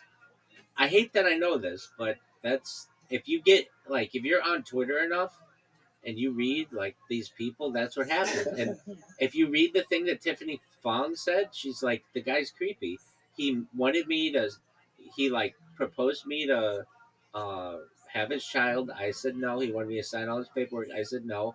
And then the next day, I lost my monetization. And then she spoke out about it, and I stand with her. That should be an illegal practice. I don't know what law it's under, but that should be illegal.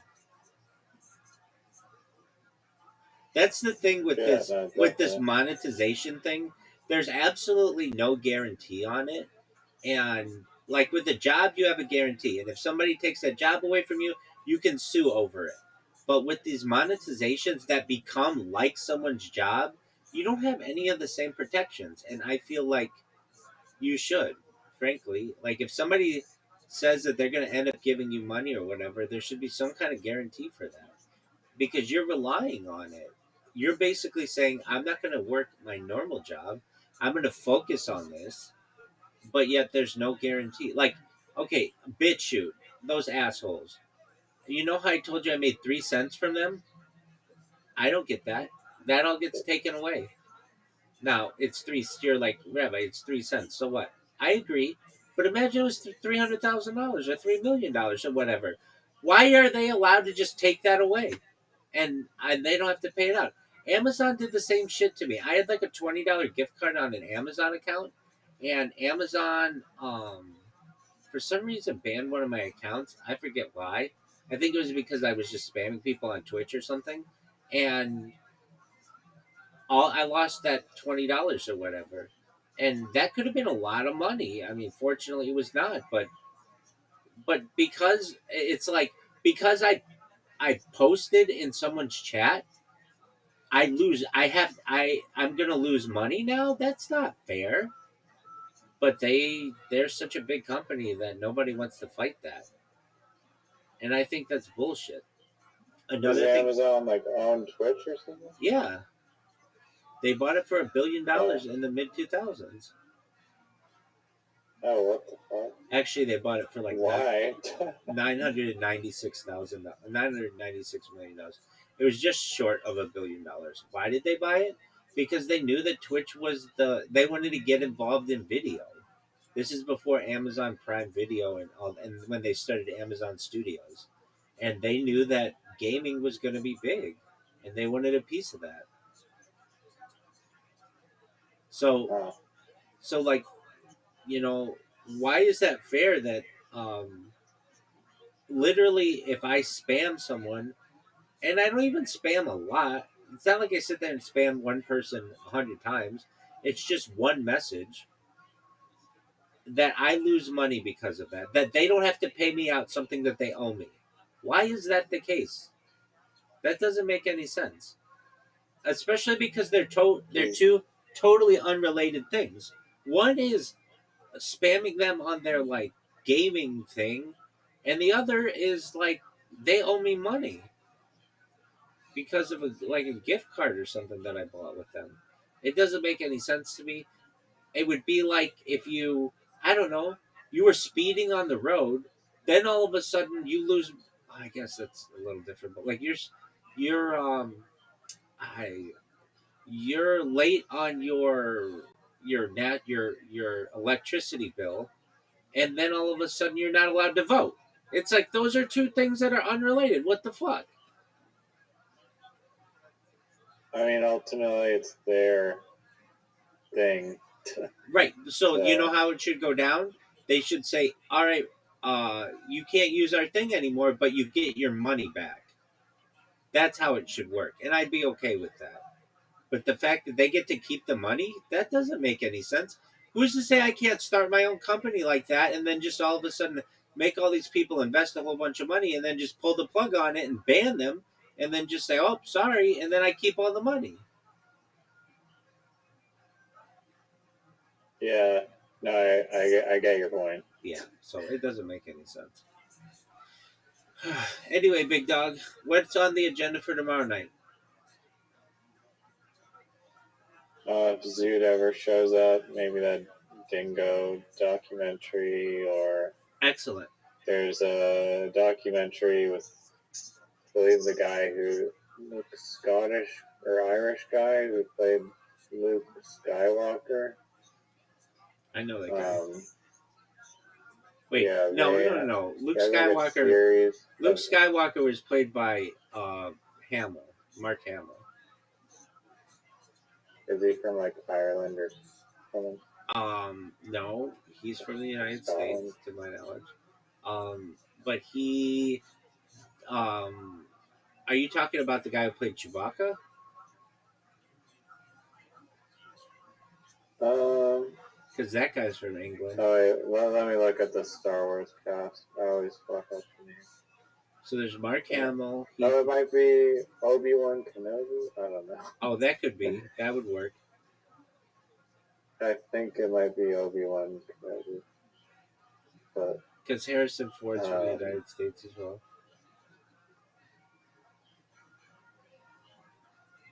fuck's sakes. He's like some Scottish guy or Ireland guy.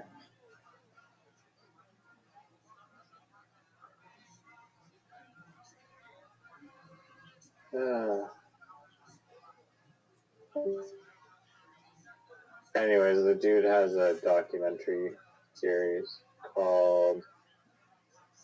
I think he has multiple where they go on motorcycles. One of them was from the UK to Russia. I watched that. It was very cool. Called Long Way Round. All right. Ewan McGregor. Oh, Ewan Does that McGregor. name sound familiar? Yeah. Ewan McGregor. He played. He did play Obi-Wan, or he played Obi-Wan Kenobi in the newer ones, or something like that. And his brother is in the British Air Force, the Royal Air Force, and his code name or whatever is Obi-Wan Kenobi.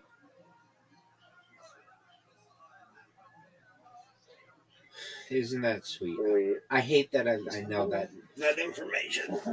Okay, yeah, I'm down for that. And then whenever we need a documentary, we should watch the list of 100. Not all of them necessarily, but any ones that are good. If we watched all those, do you know how much smarter we would be? Yeah, I mean, I look for ones that are like Big River Man or like that, or Walk in the Amazon, or I don't know, anyone that's like interesting and bizarre or niche or something.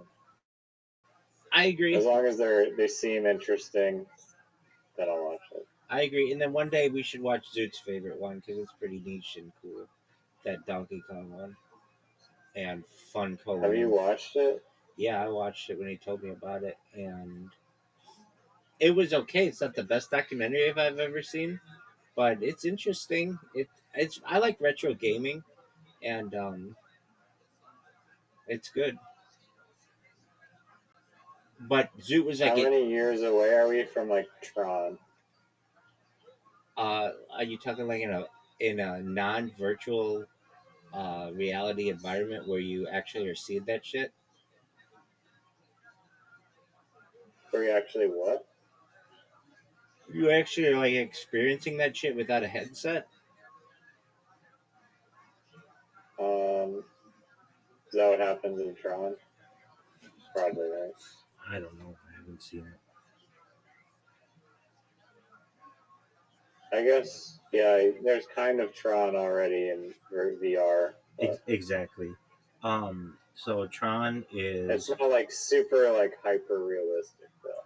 no, but I think um that's like the I future. think That's what people. yeah. That's what I people think want. why VR hasn't taken off yet. It's like That's what people there's want nothing future mind gaming to look like. blowing yet. That's what people want future gaming to look like is Tron.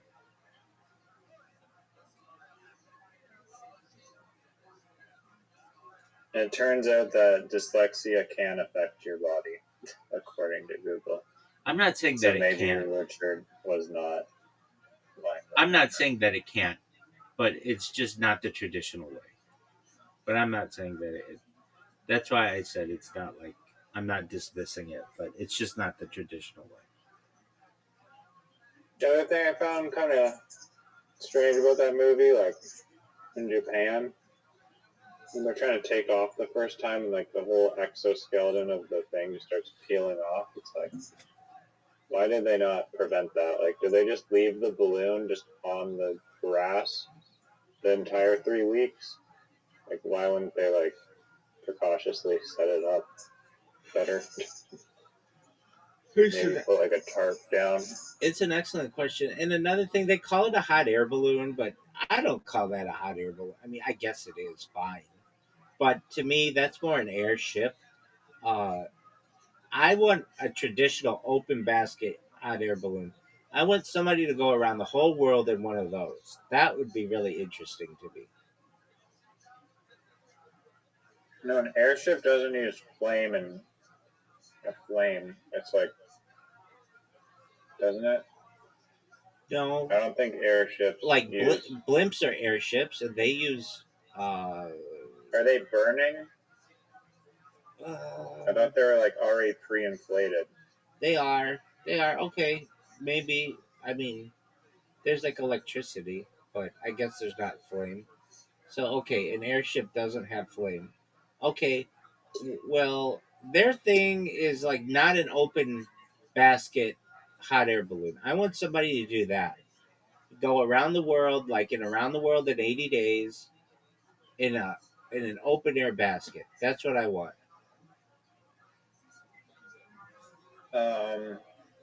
I think the air is too thin. Like you'll need like oxygen, and it'll just be like way too cold. No, fucking figure it out. You could fly like 30 feet above the earth and have that shit work out. No one says you have to fly like super high. I mean, I guess you can, but who's to say you can't fly? If you had like GPS and a like something that like adjusted your height, all the time, and they could like refuel you with like fuel and food and stuff by like you I don't know, they just like fly drones up to you.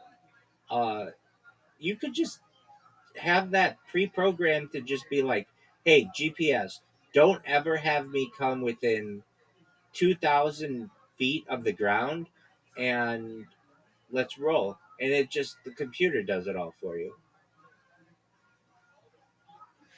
Um, I mean, it's possible to do it, like even at like the regular height, but you just need like a oxygen and blankets. But you Yeah, and probably I'm just saying want I that to don't be at want a any of lower that stuff. altitude. I want the good old fashioned basket hot air balloon where people barely have like enough space to sleep in the basket, and it could be run by computers and stuff, and just be like, don't I don't want to get more than 5,000 feet in the air up, and 2,000 feet in the near the ground low, and just take it from there. Just automate it like an autopilot for a hot air balloon. Somebody's gonna do that someday. Like that's a big dream that has not been done yet. Is go in an open air basket like in a traditional hot air balloon all the way around the world. That has not been done, and with drones, that makes it a reality. Um, I mean, it sounds like some around the world in 80 days type That's what I'm talking thing, about. but I mean, arguably that was an open basket. I mean, it wasn't a basket, but it had an open dome top Yeah, that you could literally open up the hatch and look around. like a port, like a porthole, basically, like a hatch. Yeah. Okay. But they had like crazy computers in that thing.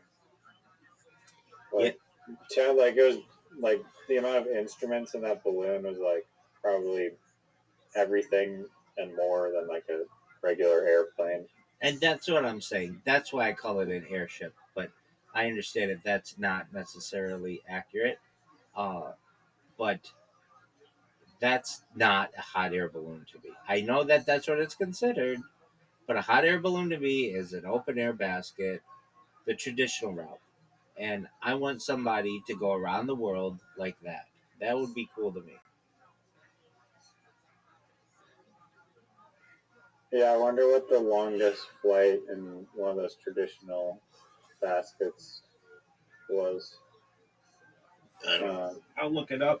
Another thing I found interesting about that documentary, I mean, Longest the guy was hot like air balloon a trip. Richard, and I guess the other guy, like, despite that crash landing and everyone telling them that like they're gonna die, and like the other Japanese guy that like literally died like as they're in the airport watching watching it, like they just decided to risk their lives all to make Virgin Airlines get like a headline, and then it just got sideswiped and swept under the rug because of the Persian Gulf War, which was like a little anticlimactic Dude, they at the end.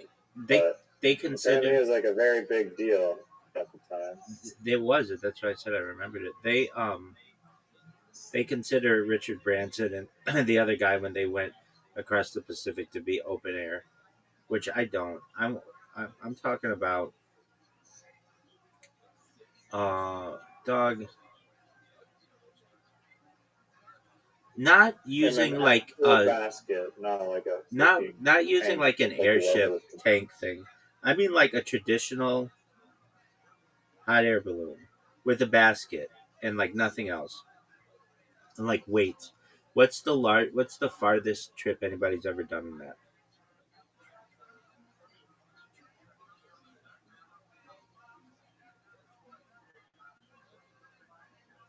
Dude, they keep saying that this is okay. Um 200 kilometers.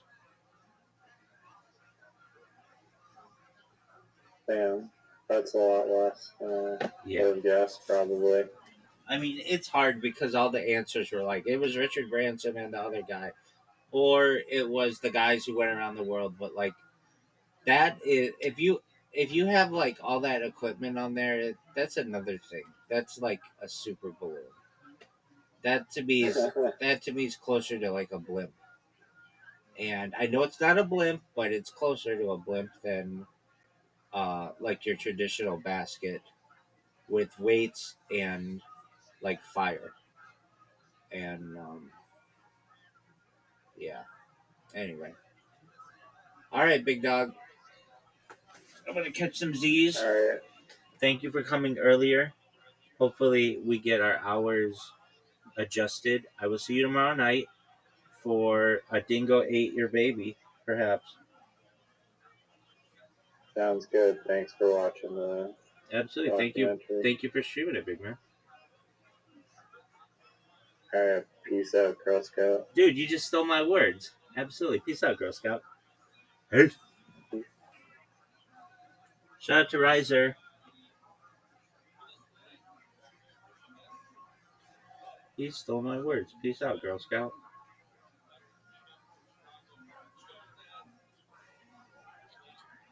Back on it, it's an embarrassing thing. This Yeah, athleticism, the though. famous Richard Pryor story about running up on stage at the Improv in New York naked and screaming "Blackjack" and running off.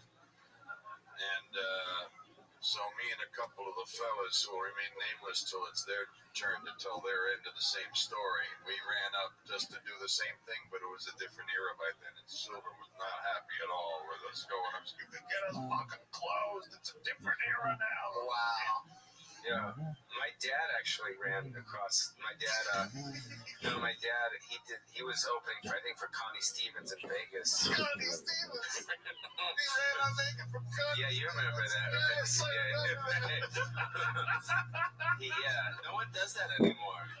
Streaking? Yeah. Yeah, no, it doesn't happen that much. Didn't someone do that here once a while ago? I don't know. I just see it in like. I think Josh Martin needs to run across the street. Josh, come on up. Josh. Do it, Josh. At any point during this episode, you should run up here naked and run back. And then we'll get dead pics from the front of the squad car footage. Yeah, no, I don't remember anyone doing that. You don't remember anything that you did that you can't believe you did? You know, like a lot of comics talk about like how they would do a terrible impression of someone, or they go up with their shirt off, you know, say they look like the letter C. I've heard some people tried a ventriloquist thing at one point. Like any chance you ever took that you can't believe you did? Well, my whole fucking career's been like that, you know. I mean, I've been doing stupid shit my whole career. I love that. But it's awesome. Like I thought I was a rock star. You know what I mean? Like, and I was never a rock star, but I always, like, when I was on MTV, I used to do my shows, and it wasn't, people weren't sitting, they were standing, right? And it was festival seating, and I would just fucking do a joke and then stage dive. Wow. It was like that type, like, no, for real, like, it was like, I used to come out to, like, Skid Row, Slave to the Grind, and, like, take my shit off and just fucking run in the audience, like, stage dive. Wow. That's how I did most of my shows. That is awesome. Yeah, it's fun. That's a great answer. Nobody's ever responded with stage diving before after a joke. You ever stage dive ever, Tony? No. It's not like they. I thought about it. I thought about it once in a late night set in the original room, but there weren't people there to catch me. I was just thinking about jumping off. Pure depression. Doing stand up in a stand up where people are standing up is a different vibe. I hate it. I don't like that. I know it's fucking crazy. Weird. It's like doing it outdoors. Yeah. During the day. Yeah. Where it's not like the isolated light. You're lit, you're not. Everything's lit, and either you can hold focus or the little girl with a sparkler pulls focus. You know. There's people coming in still for the show, and I keep looking at the door waiting to just see Gold Dust in full paint and guard, just like eyeballing me from the back. I'm so scared of this fucking guy. Put your hands together for your next comedian. His name is Mike Dapper, everybody. Here he comes. Meet in the upper deck. I believe this is Mike's first time on the show. This sounds like a new name. One more time for Mike Dapper, everybody. Here he is. A little bit about myself. I'm 35 years old. I'm single, and I date online. I'm not good at it, but I like to think I'm getting better. You know, I tell them shit like, bitch, send me a picture of you holding up today's paper. You know, little stuff like that. And I think I'm not good at it because women are liars, okay? That's why I'm not good at it. And the thing they lie about the most online is weight, all right? They got this category called weight, and every lady puts average, which is fine if the average woman is 300 pounds. But she's not, all right? She's not, you know? And, like, they have so many categories for big girls. They got full figure, more to love, big and beautiful, a few extra pounds, which is a bold-faced ass lie, okay? Anytime a woman tells you she's just a few pounds, it's like a black dude saying, I just got a few kids, you know? Not a lot. Yeah, that's a minute from Mike Dapper. I met a girl online too. Really? I was on OkCupid. You guys know OkCupid? Yep. Yeah. I saw a German girl, and this is a true story, and I sort of got her profile said, I love Jews. Wow. That was her thing, I love Jews. So she lived out in Malibu, and she told me to take a train out there. I was like, whoa, what the fuck? And then once I got out there, she wanted me to hop in the shower. I'm like, whoa, what the fuck? But sex was so good that afterwards she put a gold star on my arm. Oh, look at that. That's fucking great. Are you really on OkCupid? Just kidding. I was gonna say that'd be pretty interesting to be a girl and just like, hey, Pauly Shore, okay, I'm in on that. I like the averaging, but you know, this is the United States, so average is probably fat if you really think about it. True. How long you been online dating? About 2 years. About 2 years. Is it fun? It's entertaining. I get a lot of big girls love me online. They love the hell out of me. Do you love the big girls? Is that why you guys are talking a lot? Is there a way to set your online matches with like 300 pounds and above or something like that? Is there a way to filter for the bigger girls? Well, you know. Is it white big girls or black big girls? White, right? You It's say it white, right. white. Yeah, right. Yeah. What's up with the black dudes? They love the fat white chicks, dude. Well, because it's like a retirement plan for us, you know? Really? It's like, we call it the $299 LBS plan. Right. That's what we call it. Instead of the 401k, that's what we... Oh, So the big white girl's gonna support you? Is that what it is? Yeah, when Madden season comes out, man, they come in handy. They really do. When what season? Madden season. Madden. John Madden. Oh, right, okay. Video games. video games. Oh, so you get to play video games. Oh, they buy that shit like Well, the Xbox big One, girl all that shit, yeah. works, and like obviously she's cooking a lot, right? Oh, all the time. Breakfast in bed, baby. You should have material about that. You have material about that? I do. About the mad stuff and all the video Yeah, games and yeah. all that? I'd say that's more your focus than any attack on someone's weight or appearance or anything. Okay. You'll notice the needle will dip a little bit when you go into attacking someone else who's less fortunate than you in any other way. Okay. The more you say you like it, and then you like all the weird things about it, the needle comes up and up and up. Okay. Because you're addressing more of the people out there all at once. Then I love them. Yeah. Focus on the jokes about what you love rather than, because you're a guy, and anyone in good shape who's We can't talk about them. attack something that isn't in your category, it looks like you're hitting from above, Okay. and never hit from above. Always beat David, always striking Goliath. Okay. It's the truth is that you love them anyway, right? I do love them. You love the big white girl. Yeah, I mean, they come in handy in the wintertime. I love the cuddle and shit. It's like two women fielding with Now, what's the difference between a big white woman and a big black woman? Personality. Wow. Get it your damn self, and it's coming right now, baby. But black girls are like hardcore, right? Yeah, they tell you what it They're is. fucking hardcore, right? Yeah, White girls you can get away with more. they Right. gone, Jerome. Yeah, right. But it's sort of fun because, I think big black girls are that way with black guys, but I think big black girls are the opposite to little white men. They're very They're always like, hey, protective. baby, let me get you something, baby. They're always like super nice and nurturing. And Have you ever had sex with a black girl? I have. Just one? Not a big black girl. But a black girl. Just one time? Twice. 2 times. What are we talking about here, Paulie? What are you trying to... No, I'm just Are you asking. trying to blackmail me? Boom. From 3. There you go. Is it because you don't really go after black girls, or black girls don't go after you? I had one amazing summer about 3 or 4 years ago. I was still working here. It was like 4 or 5 years ago. I was still working here, but I was house sitting for our buddy Ben Giaflalo, who at the time, his family owns a lot of real estate, and at the time he had a compound in the Hollywood Hills that he had me house sitting for an entire month. So I was on the top of my game here at the comedy. So I'd be working the door here, and I could get any girl out of anywhere because I would say, hey, house sitting my buddy's mansion in the hills. It's a 7-minute drive, and I had the one line that would always work. I'd go, I left the pool heater on before I left tonight, so it's going to be... But there was a time, I remember, several years ago where you having sex with a lot of girls here. Not just the girls at work, but just girls at the comedy store. You used to come up to me all the time and be like, dude, I da-da-da, dude, I da-da-da. Really?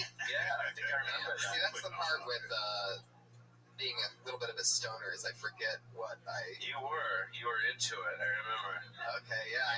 Because you were into, because when you're young, you like want to get laid. You're I want to get laid, I want to get laid. Totally. And you were into it. Totally. Now it's like, whatever. Oh, yeah. But you date a lot of girls here. No, I only dated one.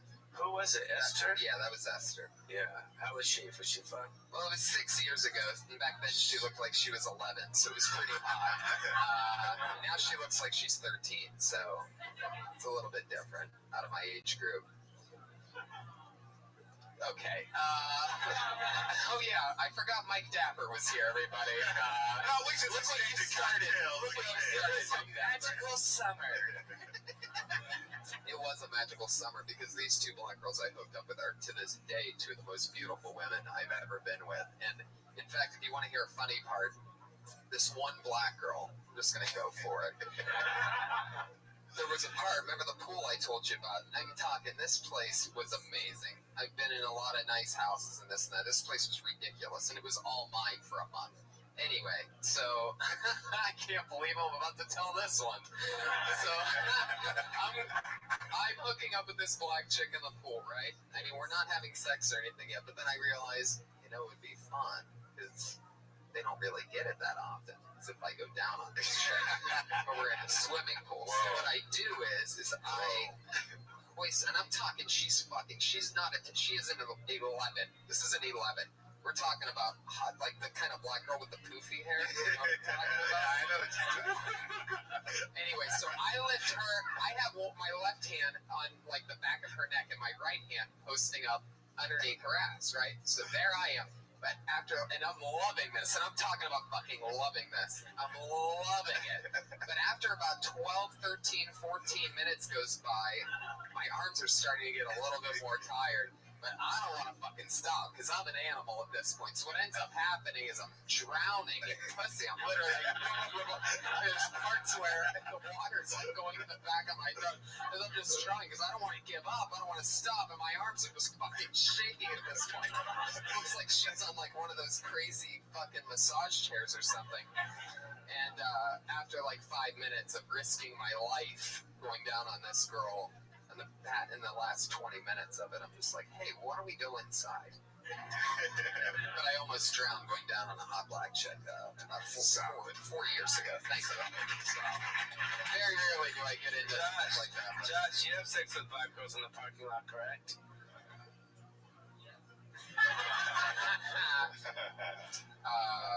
Fuck yeah, Mike. So, when's the last time you hooked up with a big white woman? Recently? BBW. It's been about 6 months. 6 months. 6 months, yeah. Rent was real bad. Like, I had lots, some hours at work. And, 6 months ago. I mean, y'all want me to be honest. I need help paying rent. By the way, I didn't know Madden had an entire season. Like, that's It's a Madden video season game. right now. It's Madden season right now. It just dropped, like, last week. Yeah. So a new Madden's out. Yes, How long Madden does that season last for you? Because I'm getting the feeling it's about 10 months. About, like, to February, Fuck yeah, man. Well, that's fun. You like the chick, leave it up to a chick that looks like a linebacker to make you happy during Madden season. Okay, Mike, this was fun. Thank you. You did a good job. Mike's on Twitter at Mike Dapper. Is that 623? Mike Dapper 623 on Twitter, guys. If any BBWs are listening, you should follow him on Twitter. Yeah. Sure. So you're gonna put him on speakerphone? Hello. Hi. Happy birthday. Happy birthday.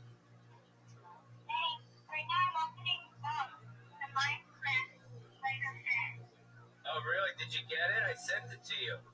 Yeah. How is it? It's really cool. Thank you.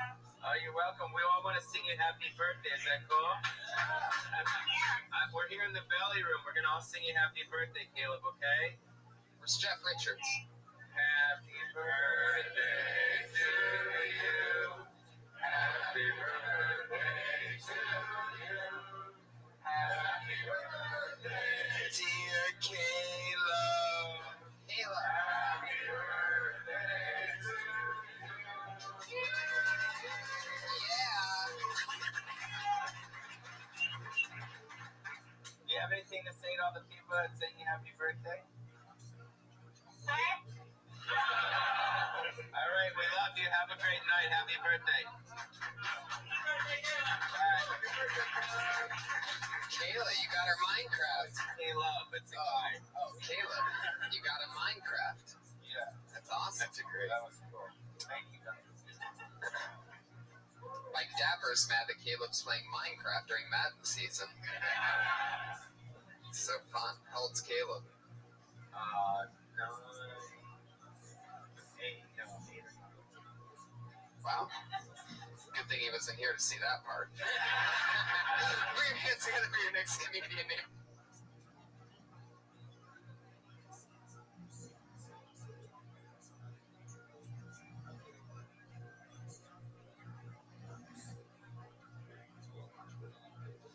All right. Alex was up here earlier talking about dick pics. Hate to sound like a hipster, but I was taking dick pics way before this shit was mainstream. Yeah, before social media, camera phones. I don't know if any of you under 25 might remember. Camera used to be its own device. You couldn't tell what the pictures were until you went and got developed.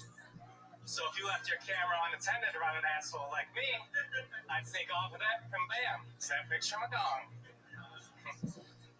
Never got to be there for the payoff either, but I was just imagining all families all excited. Oh, look at this. This is our trip to the water park. We had such a good time. And, oh my God, it's a dick. Eventually did come back to haunt me, though, because at my high school prom, they set up little disposable cameras on every table. So with each of those cameras, I snuck off and dick pic. A couple months later, I called in the principal's office. Jared, we got the pictures developed for prom today. We have 43 pictures of your penis. Principal, sir, how do you know this is me? I have no idea what you're talking about. Jared, you're the only redhead in your class. Fuck yeah.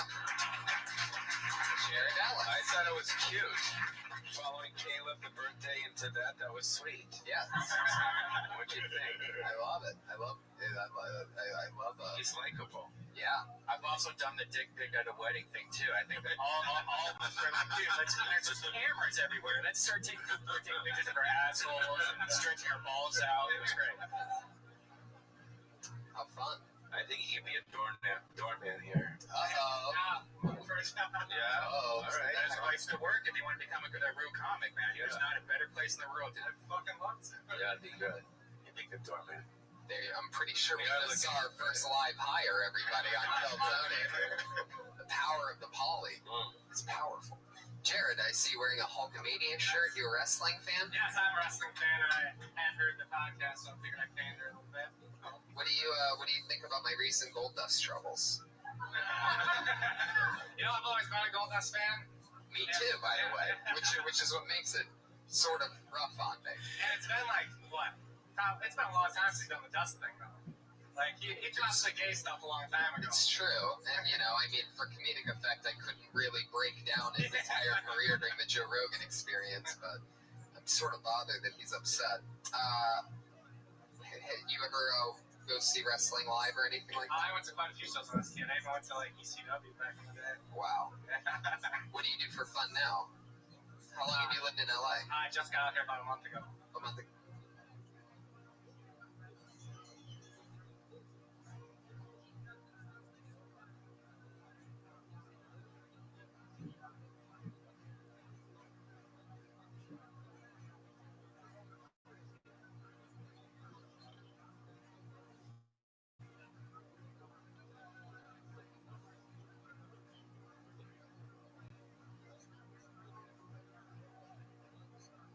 Just got out here about a month ago. A month ago from where? Chicago. Nice. It's like 2 hours outside of Chicago, but if you're from Illinois, you have to say Chicago. Did you come out here specifically to do stand-up? Yeah, I went to school for film and TV production too, so... Which town in Illinois I probably performed in it? Town about 2,000 people. What's it called? Earlville. Never performed in fucking Is that by like Vernon Hills? No, nowhere near. Is that by like Schaumburg? The nearest is not even like a big city near it. I can't even tell. Is it? What is it? The Aurora. Insane Clown Aurora Posse? is probably the closest. Don't they do the big clown thing down there? What's it called? That's in Southern Illinois. What's it called? Insane Clown Posse? Crazy. Have you been to that shit? No. Oh my god, the Juggalos. Yeah, the Juggalos. Have you done that? Yeah. You gotta go do that You? shit. Yeah. What was that like? What'd you It do? was fucking insane. I got shit thrown at me. Wow. It was awesome, yeah. Muscle bitch with tits. No, it was awesome. It was it's like their version of right of Lollapalooza, right? It's Insane Clown Posse. Wow. Clownapalooza? Pretty much. But where is it? It's in Southern Illinois somewhere. I don't Is know it the still town. there? I think they still do it every year, and they usually do a big pro wrestling thing with it. You're in Northern You Illinois? should go do your podcast down there. It's fucking insane. Really? Yeah. Right? Don't you guys think that'd be cool for him down there? Yeah. Don't they also, like Insane Clown Posse bought, like, was it Fago or some, like, old... Yeah, I think they're part owners of it. Yeah, they bought Fago. They're this band that has, like, an insane audience, and they're very loyal, and now they're just buying old soda pop companies. It's great. How old are you, Jared? I'm 30. Nice. You just moved out here a month ago. Yeah. What do you do? What do you do for work? I worked as a video editor for a year back in Illinois. So you're an editor. Jay Mandy. You can work with Jay Mandy in the video room. Yeah. You can cut this video, right? Would you? I like you, Paul. You're trying to help me out. Give me some Would you help edit this video for free? I'd love to. Do you know how to edit on Final Cut? Yeah. I'm telling you, it's There all you working go. out. Our newest intern, Jared Ellis, everybody. There we go. Josh Martin better get his shit together. Josh. It's Kate Crush. Oh man, this guy can enunciate words and everything. That's not cool. That's not cool. I'm in really deep shit, and he's willing to streak whenever Tony tells him to. Not cool. Not cool. Aw, some of that fun Josh Martin energy. Jared, let me ask you something. You just got out here a month ago. You're 30. Can I take a guess and say that you had a big breakup in Northern Illinois before you came out here? No, actually, I didn't. Oh, just been single the whole time, not getting any pussy whatsoever. Fuck yeah. Basically. That was going to be my second guess. How long you been doing stand-up for? I've only been doing it solid about 6 months. Yeah, so that's why it'd be good to work the parking lot, probably. Yeah. Oh, no, Yeah, right. No, it's good. It's a good. A lot of people work the park. Tell them. Proximity, man. It's good, yeah. Be near it. It's you can read a million fucking books about it. It's not going to even add up to 2 months of just hanging near pros and hearing what they said when they come off after a set because you're right next to them. It's very true. A lot of people don't realize that the guys that work here are so close to some crazy stuff. Like the lot guy here, if Jim Carrey pulls in here, the lot guy has to shake his hand and say hello and take his keys. I mean, it's just a part of the thing, you know? So when that happens once every 15 years and Jim Carrey pulls in the lot, Yes, turning around. Turning around. Alrighty then. I love that he would say that. Oh, so fun. Well, there you go, Jared. If I were you, I'd definitely follow up with Polly after this. Say, hey man, you told me I'd get a job. The newest employee of the world famous comedy store, Jared Ellis, everybody. Drafted straight off of Kill Tony. Anything can happen here, guys. You can, if you're really quiet right now, you can hear the fury of the other 30 comedians in the room that have been out here for 2 years wanting a job at this place. Your next comedian goes by the name of Radu Isa. Always exciting. Employee hired here on Kill Tony. Hey guys. So I know I don't really look it, but I'm an immigrant. I'm from Romania. I don't really know what's like Eastern Europe or like 15 different countries, 20 different languages. Yet when we speak English, we all sound like we're Russians. I don't sound like a white Peter when I speak Romanian. Just out here, I'm a good guy. Some people do it back in my country. I would never do that. I would never hit a girl. I really would. I've never hit a guy. I would never even hit a guy. And I've been in over 20 fights. Okay. The guy's close to it, right? No, I have to go more. I'm kind of nervous. I wanted to hit the minute mark, but I think I'm at like 30 seconds. And I don't have any other shorter jokes. I'm looking to make friends outside. Okay. There you go. Saved by a Romanian cat. Radu, you are hilarious. Any coffin, bro. Any coffin. Seriously. Smart stuff. Thank you. Stick with the details. Sticking with details of all the other languages, that got a laugh, you know. Playing against archetypes and stereotypes is very good for you. Yeah, okay. Very smart, very fun. How long have you been on stand-up? I've been doing it like 8 years, but like English for months. You really speak like that, or are you acting like you speak like that? I really speak like this. I have no control over it. You say for a month? In 4 English? months. Years. 4 months in English. Yeah. Holy shit. That's awesome. Is that hard to translate that in American? I'm just writing new jokes in English. Right. Not really translating, and it's just a minute. I can do a minute in 4 months. Now, do you have a American voice that you can pull out just to like, hey, like I haven't tried it ever. try it right now. Try to say the fox came up to me and said hello. The fox came out to me and said hello. What was your fox Was impression? that close? I don't even hear my accent. I know I have it. I don't really hear it. Look, Josh Martin's been speaking English for 30 years, and you're better than him. Radu, you're hilarious. How long have you been in LA? It's my second summer here, so it's 2 months. So It's my second trip. So you have to leave? Yeah, I'm leaving like on Wednesday. No. I wanted to get the thing Because of the green card thing? That's a thing, and I'm like a professional comedian back home, so I make money in November and in December. So I have to go back for the money. So what's the comedy club like there? We have 2 clubs, and I heard we're opening up a third one. Well, how do they differ from here? Smaller, fewer comedians. I think it's kind of like Indiana. I've never been to Indiana, but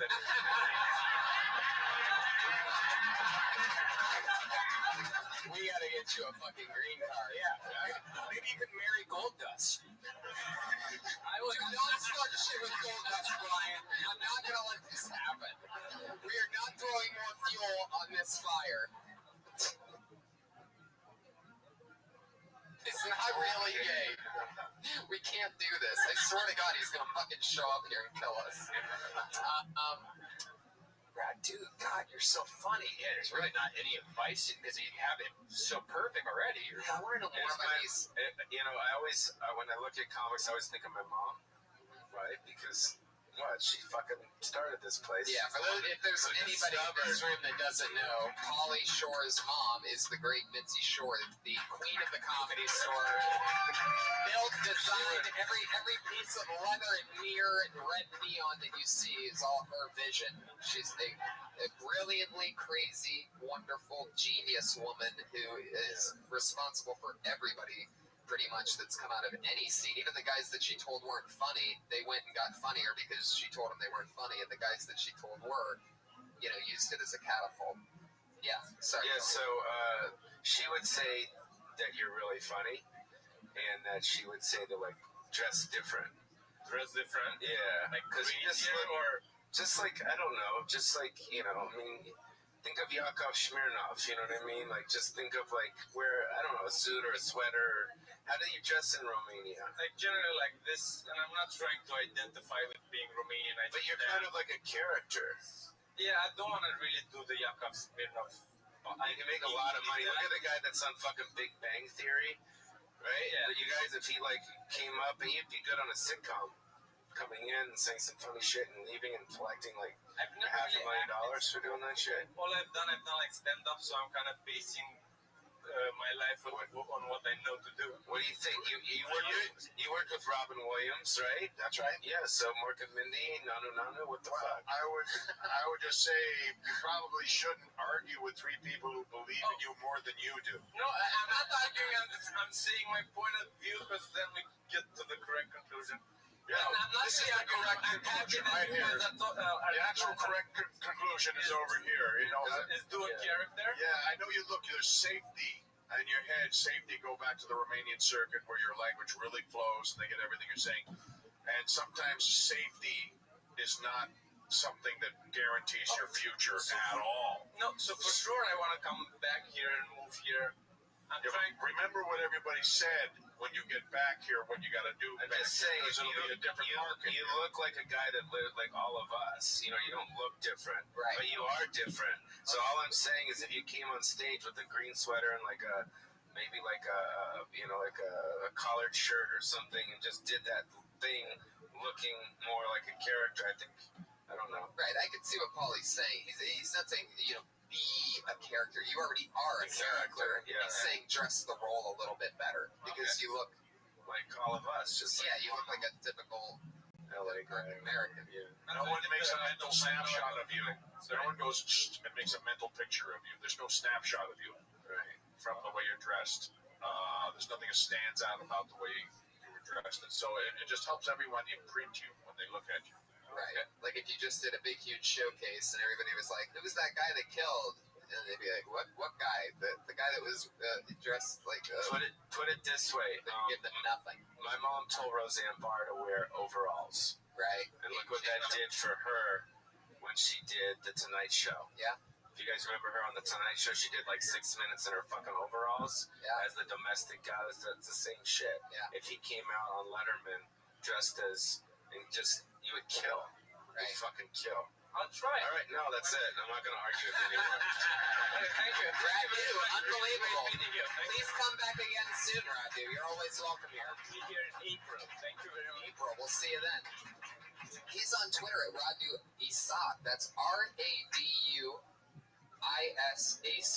They have Twitter in Romania. So for those of you that were wondering, it's there. Yeah, very, very funny. God, that line about Indiana came out of nowhere. That's hilarious. It is like less people and not as much fun. I'd imagine how Indiana is. Dead on with his description of Indiana. It really is the south of the north. All right, Radu, that's fun. Fucking Romanian, funny Romanian. It's crazy. Put your hands together for Byron Valino.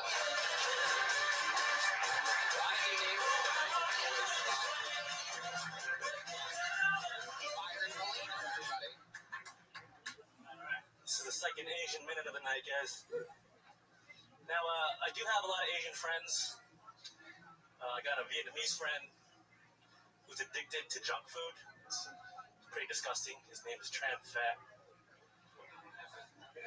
But I do love Asian food. Every time I go to an Asian restaurant, I always put my phone into airplane mode. Because the sign on the wall says no MSG. Okay. But I'm Asian, so you can't tell that I'm getting old. The only way I can tell is my feeling. Like, I'm starting to see the value of things. Like, when I go to the grocery store, I see the self-checkout line. I never used to see the value in that. But now, I do, because the normal checkout line, organic tomatoes rings up as $3.99 a pound. But in the self-checkout line, organic tomatoes rings up as grapes. Organic food tastes way better when it's 79 cents a pound. And all my dreams are starting to shift. Like, when I was young, my dream in life was... Brought out the bear. What's changed in your dreams in life? Well, when I was younger, my dream in life was to be a millionaire by 30. But now that I'm in my 30s, my big dream in life is to be out of debt by 40. I think the bear saved you on that one. How did you create your own debt? Not saving, splurging a lot. So how's the 30s part set up again? You set it up Well, when you're Asian, you look a lot younger than you really are, so... I mean, the one you just said, the transitions to 40s. My big dream in life was to be a millionaire by 30, because that really was. And then now my big dream that I'm is just to make it to my 40s, just to live to my 40s, something like that. You know, make more of a switch on what the expectation is on it, maybe. Yeah. You know, it's always hard when you're talking yourself up in a bit, and it's always a little easier when you're putting yourself down. It sets up a relatability factor, you know. But if you start bragging about yourself too much in that, that's dodgy territory. That's Andrew Dice Clay. Oh! What's in the bowl, bitch? It's most of your material Asian based. No, I just want to start out that way. There's a lot of old jokes, but now it's a lot more age and more... How long have you been doing stand-up? About 2 years. All in LA? Yeah. I'm in the Valley. You're from the Valley? Yeah, I'm in the Valley. What part? I live in North Hills. North Hills? Then my girlfriend lives on the west side, so I started doing mics out there. And I work in Hollywood, so I started doing... I produce video. Are we talking about porn? No. I work for one major network. Really? A major network? Yeah. Oh, that's exciting. CBS.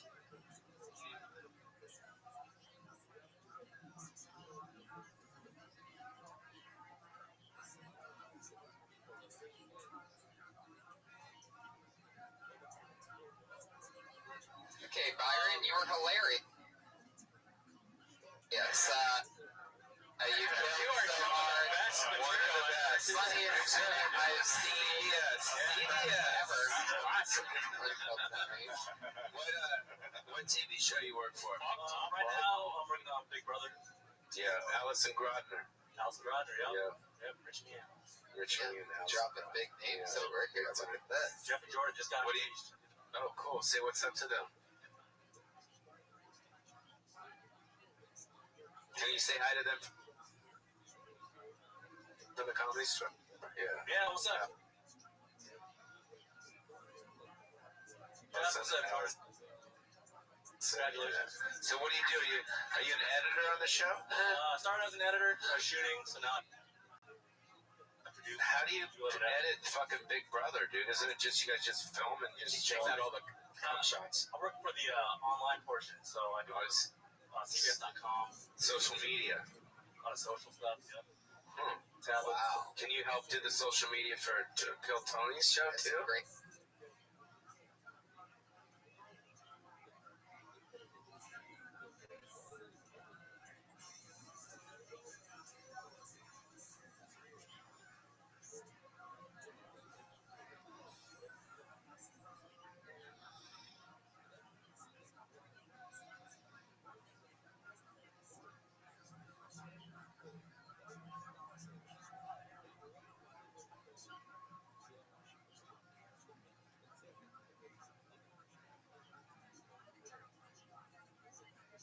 And then he could get free spots too, bro. There's a social media department now, so you should get a whole department for that. See, bro?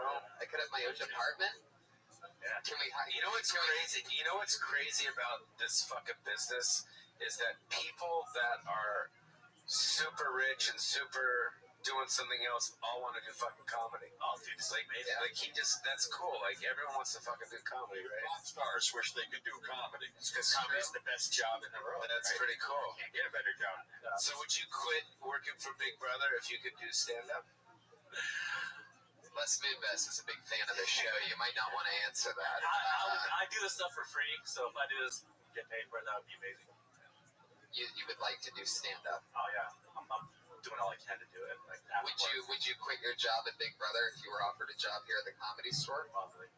Well, you're not getting offered that job. I was just curious. No, I'm kidding. But so that's interesting. Do you do a lot of your spots in the Valley? Yeah, lately it's been on the west side. What is the West Side? When people say this about LA, I have no idea. Monica, Playa Vista. I just call that the ocean. Yeah. It's the West Side. It's like, I guess.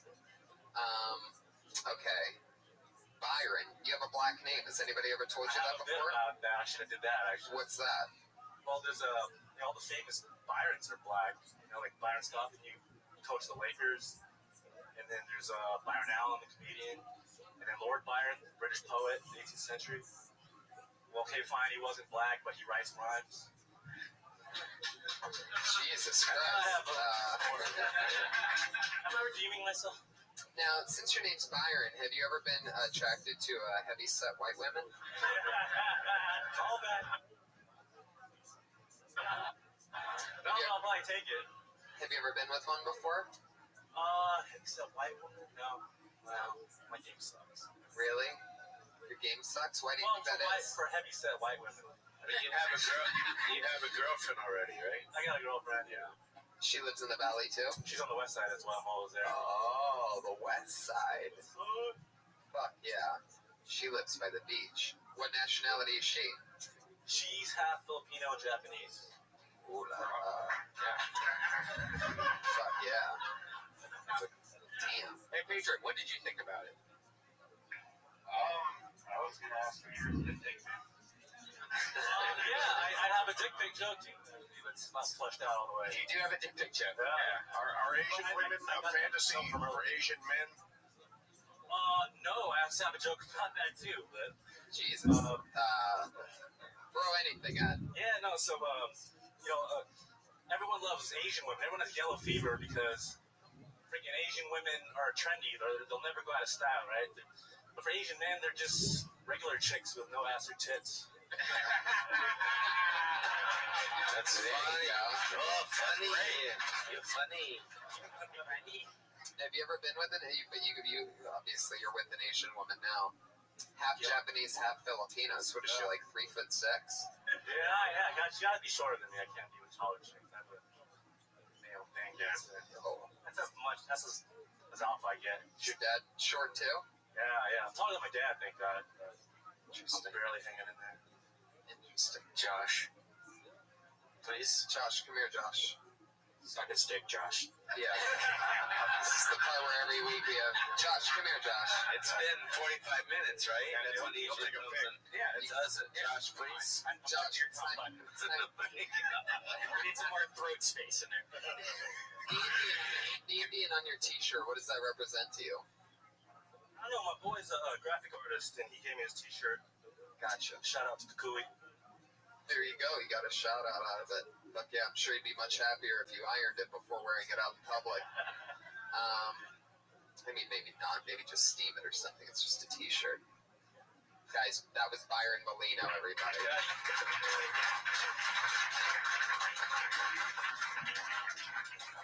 Luke, how you doing over there? The Muscle Patriot. You feeling good? I feel good. It's a great show. Oh, Byron is on Twitter at Byron Oof. Byron, your handwriting is not very Asian at all. Byron A.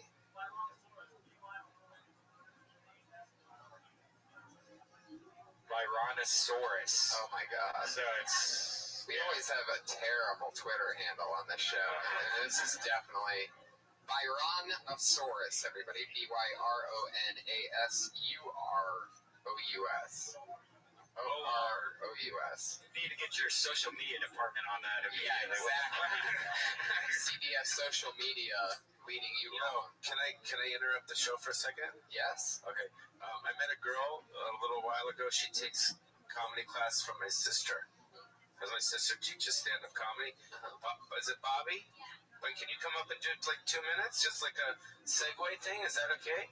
Just for a second? Try it. Come on, ladies and gentlemen, Bobby. Just 2 minutes. Because she takes from my sister. All right. So, I mean, it's cool. Just a little. There you go. Okay, here she is. There you go. Just one? Just 1 or 2 jokes. Okay. Talking to the mic.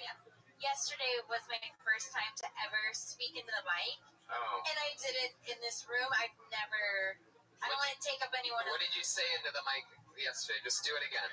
Here she is, everybody. Hi, I'm Bobby. That's what I said. Wow. There you go. All right. That's it. I'm not saying you took it, but I have an I'm Bobby hunk that I do. And I'm saying it's parallel thinking. I'm not saying you stole it. I'm just... No, but honestly, his sister's amazing. I was a little bit freaked out because she wasn't so friendly at the beginning when I walked in because I was an hour early. And no one was here, and the only other person that was here didn't speak English. So I was asking him a lot of questions like, is this the class, the comedy class? And he was like, see, no.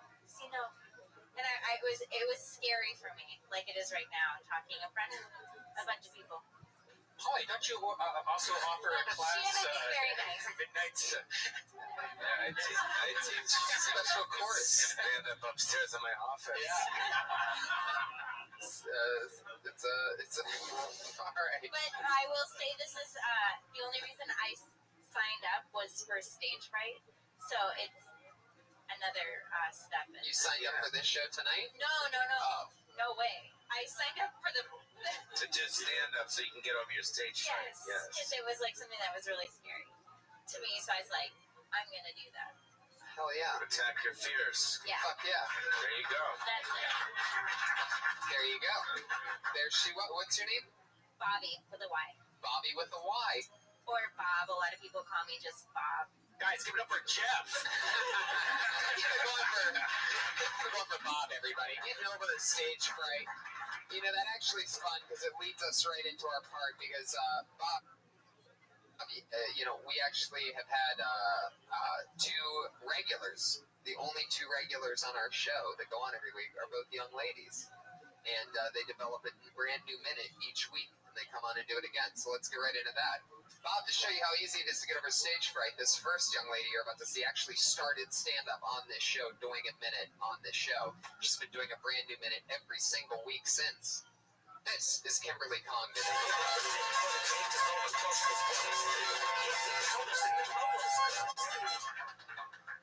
Hey guys. So growing up, my mom worked full time, and my dad was a stay away from home dad.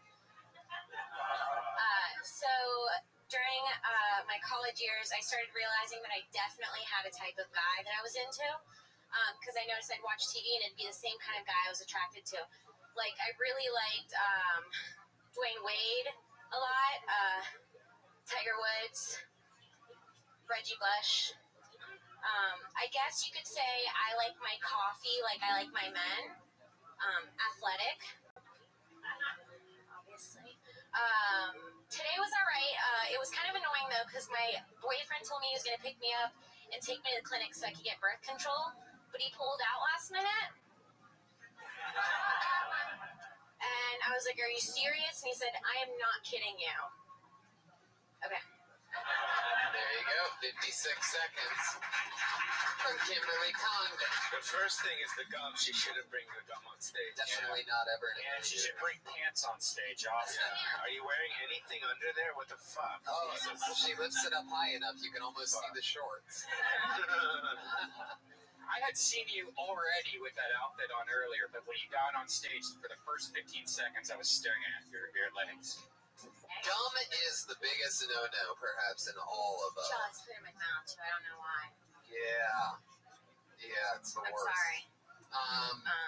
And there was quite a few ums. Yeah, and you just after seeing what Bobby did, the one thing she said was I mean, it's literally the most. And you built her up pretty big to come up here and like slay it, and she's gotten and that's interesting because anybody who listens to the show regularly knows that it's something that she's definitely worked on. Like the ums were an issue when she started, and she's gotten over it. So it's sort of, I mean, it's not a big deal because it's just another episode, another week. But when you hear it 3 or 4 times, it really is like it's like if somebody held up a big red card or something in between jokes. It's just like, look at the red card.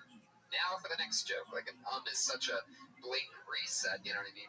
But the material's funny. The pull-out thing is great. I didn't really get just naming a bunch of black guys in the middle of it, but I love the look on Mike Dapper's face. Yeah, that's what I was saying. He was getting excited. I was just watching that smile come over. No, athletic guys. Oh, athletic guys. I would just say, for the black coffee joke, that we're familiar enough with hearing a setup that we know someone will do a switch on for I like something like something else. Okay. We're gonna immediately start printing out a list of alternative words in our head because we recognize the setup too much. I don't even think it's worth even going into that. Your other stuff is strong enough. You can clip that out and splice it back without. Very You true. know what I mean? Don't think in terms of well, I've heard someone do this switch on it, and I'll do that switch on it. Once you've heard 2 switches on a premise, ditch the premise or that setup and invent your own. Okay. Totally. I totally agree with that. Everything before and after it was great, and it was fun. How's everything been with you? Good? Everything's been Doing great. a lot of gigs? Yeah. I got a few shows this week. Are you guys like having sex? No. I feel like there's like, I'm not saying it's bad or good. I'm just curious. No, I'm very nurturing to the 2 regulars on the show. I So see you them don't every cross week. the line with them? All right. Are you asking because you want to fuck Kimberly? Is that what's going on? We can send that up. No, I've just, because I saw you talk to her out there. Yeah. And then I'm here, and then, I don't know. I was just asking a question. I mean, I've never done the show before, so I don't know if you're like, using this to get you laid with chicks, or I don't know. No. It's not a bad thing. I'm just saying. It's not like it's not the first. Yeah. It's not like the first time that's happened in Hollywood or anything. It's true. I don't know if anybody's gotten laid off a podcast, though, Polly. It's a little bit tougher than you might think. Kim, great job. You did it again. Another new minute from Kimberly Condon. She's on Twitter at Kimberly Condon. Always doing a fun new minute. And so is her partner in crime, regular on this podcast and the Dysentery podcast. Always a fun, goofy, different minute. The stylings of Sarah Wineshank.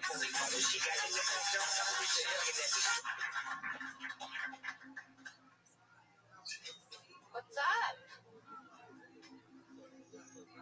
Whoever said if these walls could talk was not sober.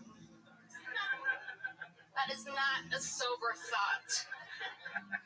Whoever said that was probably wearing tie-dye. Tie-dye makes you look like an asshole. It looks like you have the skid marks of Skittles all over you. If you're making your own tie-dye, you're not doing a lot of other things. It's like, fuck it, man. I got 500 mini rubber bands and a few white tees and some dye. I'm gonna do God's work. Exactly 1 minute. Unbelievable. That's one of my favorite sets from you from a while. That was everything was excellent. You ended at exactly 59 seconds. Kimberly hit 57, but it's always fun to watch somebody just work it because you guys both know this show so well. It's so funny that you guys know exactly when a minute is. And that was unbelievable. That was so Wineshank. Very good. And you really know who you are. That's really interesting because everybody noticed how she came in with a distinct personality. It's usually something that who's heard the phrase, you don't really get your act groove until about 10 years in. What they're really saying by that is your opinions. And it isn't just a thing, you're supposed to say these words. Now it's really what you mean and really what what you say. It comes out from the real you, and because you've had that many years to figure that part out. And when you're putting it in the media, that makes it infinitely easier for a casting person to go, I know where she goes on the sitcom. Right. I see which person she is on that show, and I see who she is in the office. And how long you been doing it for? Almost 3 years. So she has a little experience. Yeah. But you're saying that he said that it's the only time that she comes on this show. What about, do you do other shows? Oh yeah, no, they both do other shows all the time. Okay. Oh yeah. Sorry, I missed. But they always swing in to do a new minute here each week. Oh, okay, I got it. So they literally write at least 52 new minutes a year. So that helps. Not all of it, goes to the 1 hour special, but some of it, that's a continuous minute of undeniability. There's so much you could go into it. The whole hippie thing, just the old sayings, like these walls could talk. There's a million of different approaches you can go. You could turn that easily into a 15 or 20 minute bit, I would imagine. I got the Skittles thing. That was great. the Skittles thing. If this sofa could cook. Now, the last couple weeks, we've noticed that if this sofa could cook. Don't throw the baby out with the bathwater. The last couple weeks, we've noticed that you seem to be, until this week, talking about darker stuff. Last week, you were talking about wanting to hibernate. We figured out maybe you were a little depressed. Do you think that you've transformed that depression, into writing? Because that was a really hardcore minute. I mean, that was pretty much blatantly the best minute of the show tonight. It just had your beats laughs every 7 or 8 seconds. So do you think that have things gotten a lot better in your life, or I'm just curious, are you taking that energy and using it to be creative? Well, the last few weeks when I was a little more dark, Where you're talking to the moon and looking at the moon for answers. Yeah. And I was I'm fucked. another line that I remember was you came out and you go, do you ever just want to lay in bed all day and eat and not go anywhere? And everybody's just sort of I was just trying to. I think that I just wanted to be real, which is something that I'm trying to work on. You know what I mean? Yeah, you have to be able to transform it and turn it into something that's fun. But I just wanted to use it to just be how I felt. Are you an actor? Kind of, but Studying acting? I did. Studying improv? I took improv. Well, here's why you study improv and never stop. Because at the end of your creative career, you'll be defined by one of two things: how well you improvised or how well you plagiarized, and there's no third option. And you want to be known for distinctly unique material like this said forever. It's the muscle that makes that is the thing that turns into a Schwarzenegger, not a pure mass strength from working on improv until you trust doing a set list, set list the game. The improvised I watched that. Yeah. It's trusting that place that will write and direct at the speed of light in your head, and it just speeds everything up. Yeah. Someone like you, it's a shortcut because you already have the other part out of the way. You kind of know who you are way too early. So you got it. That part's in place. It's funny you say that because that's definitely the standout thing with her. That just instant castable. Yeah. You figure it out right away. I see where she is on the show. I see you instantly where you go. Yeah. Thank you. Sarah Weinshank, everybody. Good job, She's on Sarah. Twitter at Princess Shank, closing us out with a big bang. Awesome set.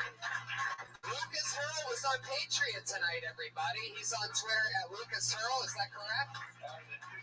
The Duke of Hurl. That's HIRL. All one word, the Duke of Hurl. Josh Martin took a beating tonight. He's at Josh Martin Comic. Susie Placenzia, social media. Look out. Follow Kill Tony Pod. That's a new thing. Yeah, Kill Tony Pod on Twitter. And Rick Overton, it was such a pleasure getting to work with you on this. This was so much fun. You were absolutely hilarious. Pauly Shore. Is there anything else you guys want to plug? Rick Overton, spelled just like that on Twitter. Pauly M. Shore. Pauly Shore. At Pauly Shore. And we got a fun interview with Pauly. It's coming out of my podcast called Overview on iTunes. Awesome. Yeah. Check that out. Overview. Thank you, Rick guys. Overton and Pauly Shore. Thank you so much, Pauly. That's Kill Tony, everybody. Thank you so much for coming out. We'll see you next time. Stay tuned for the real famous Big Dog Show.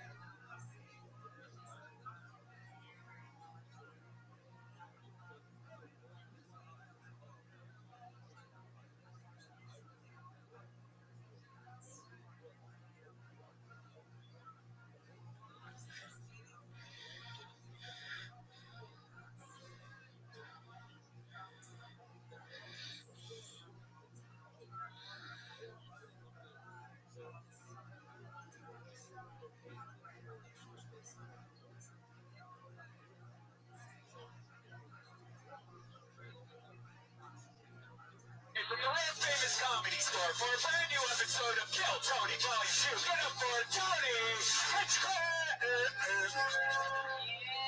Yeah, what the fuck is up, everybody? Here we are again. Happy Monday to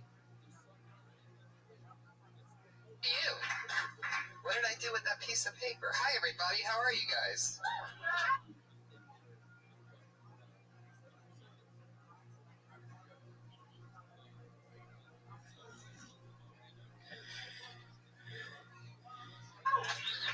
Fuck yeah. It's good to be here, guys. Happy Monday to you. We're back again. It's been another exciting week. Fun times. Glad that you guys made it out. This is a very, very fun, packed, exciting Monday night Belly Room show. It's very, very hot outside. We finally just closed the back door, and hopefully it'll chill down some more in the next few minutes. Yeah, how is it in Burbank, your neck of the woods today, Brian? I think it was 109 at one point. Burbank, people. Yeah. Burbank. It was so bad that I had bought a Coke, like a bottle of Coke, some Coke Zero, and I left it in my car. And I was like, oh shit, I should get that out of my car. I went outside and it had blown up. And oh no. It was a bottle of Coke? It was like one of these. A plastic bottle? And the whole thing just blew up. Wow. Everywhere. Shit. And if you know anything about Coke, that's just awful. It's like my car had herpes all day today. Now you're replenishing the fuel that you missed out on that Coke with a Powerade White Cherry. That's right. Why do these power energy drinks come out with semen-colored refreshments? Like, there's only one thing in the world that's that color. I tell you why I always buy it. Like Gatorade has one. What's Gatorade's called? Like Glacier Ice, right? Yeah, it is. And I always buy it because I'm like, oh, it seems colder and refreshing. Right. It looks like a block of ice. But it's not. No, it's always cherry, which is completely, because they always have fruit punch also, which is red. So they always make cherry white for some reason, which makes no sense. It's true. The insides of cherries are white, I do believe, everybody. Yeah. White on the inside. Guys, we have a sponsor. You haven't even eaten your sandwich yet. We have a gourmet chef that cooks for myself and the guests each week. And she's sitting right over there, everybody. 3 hands together for the great Elise Lane, everyone. There she is. She's a gourmet chef. She's a little bit sad today. She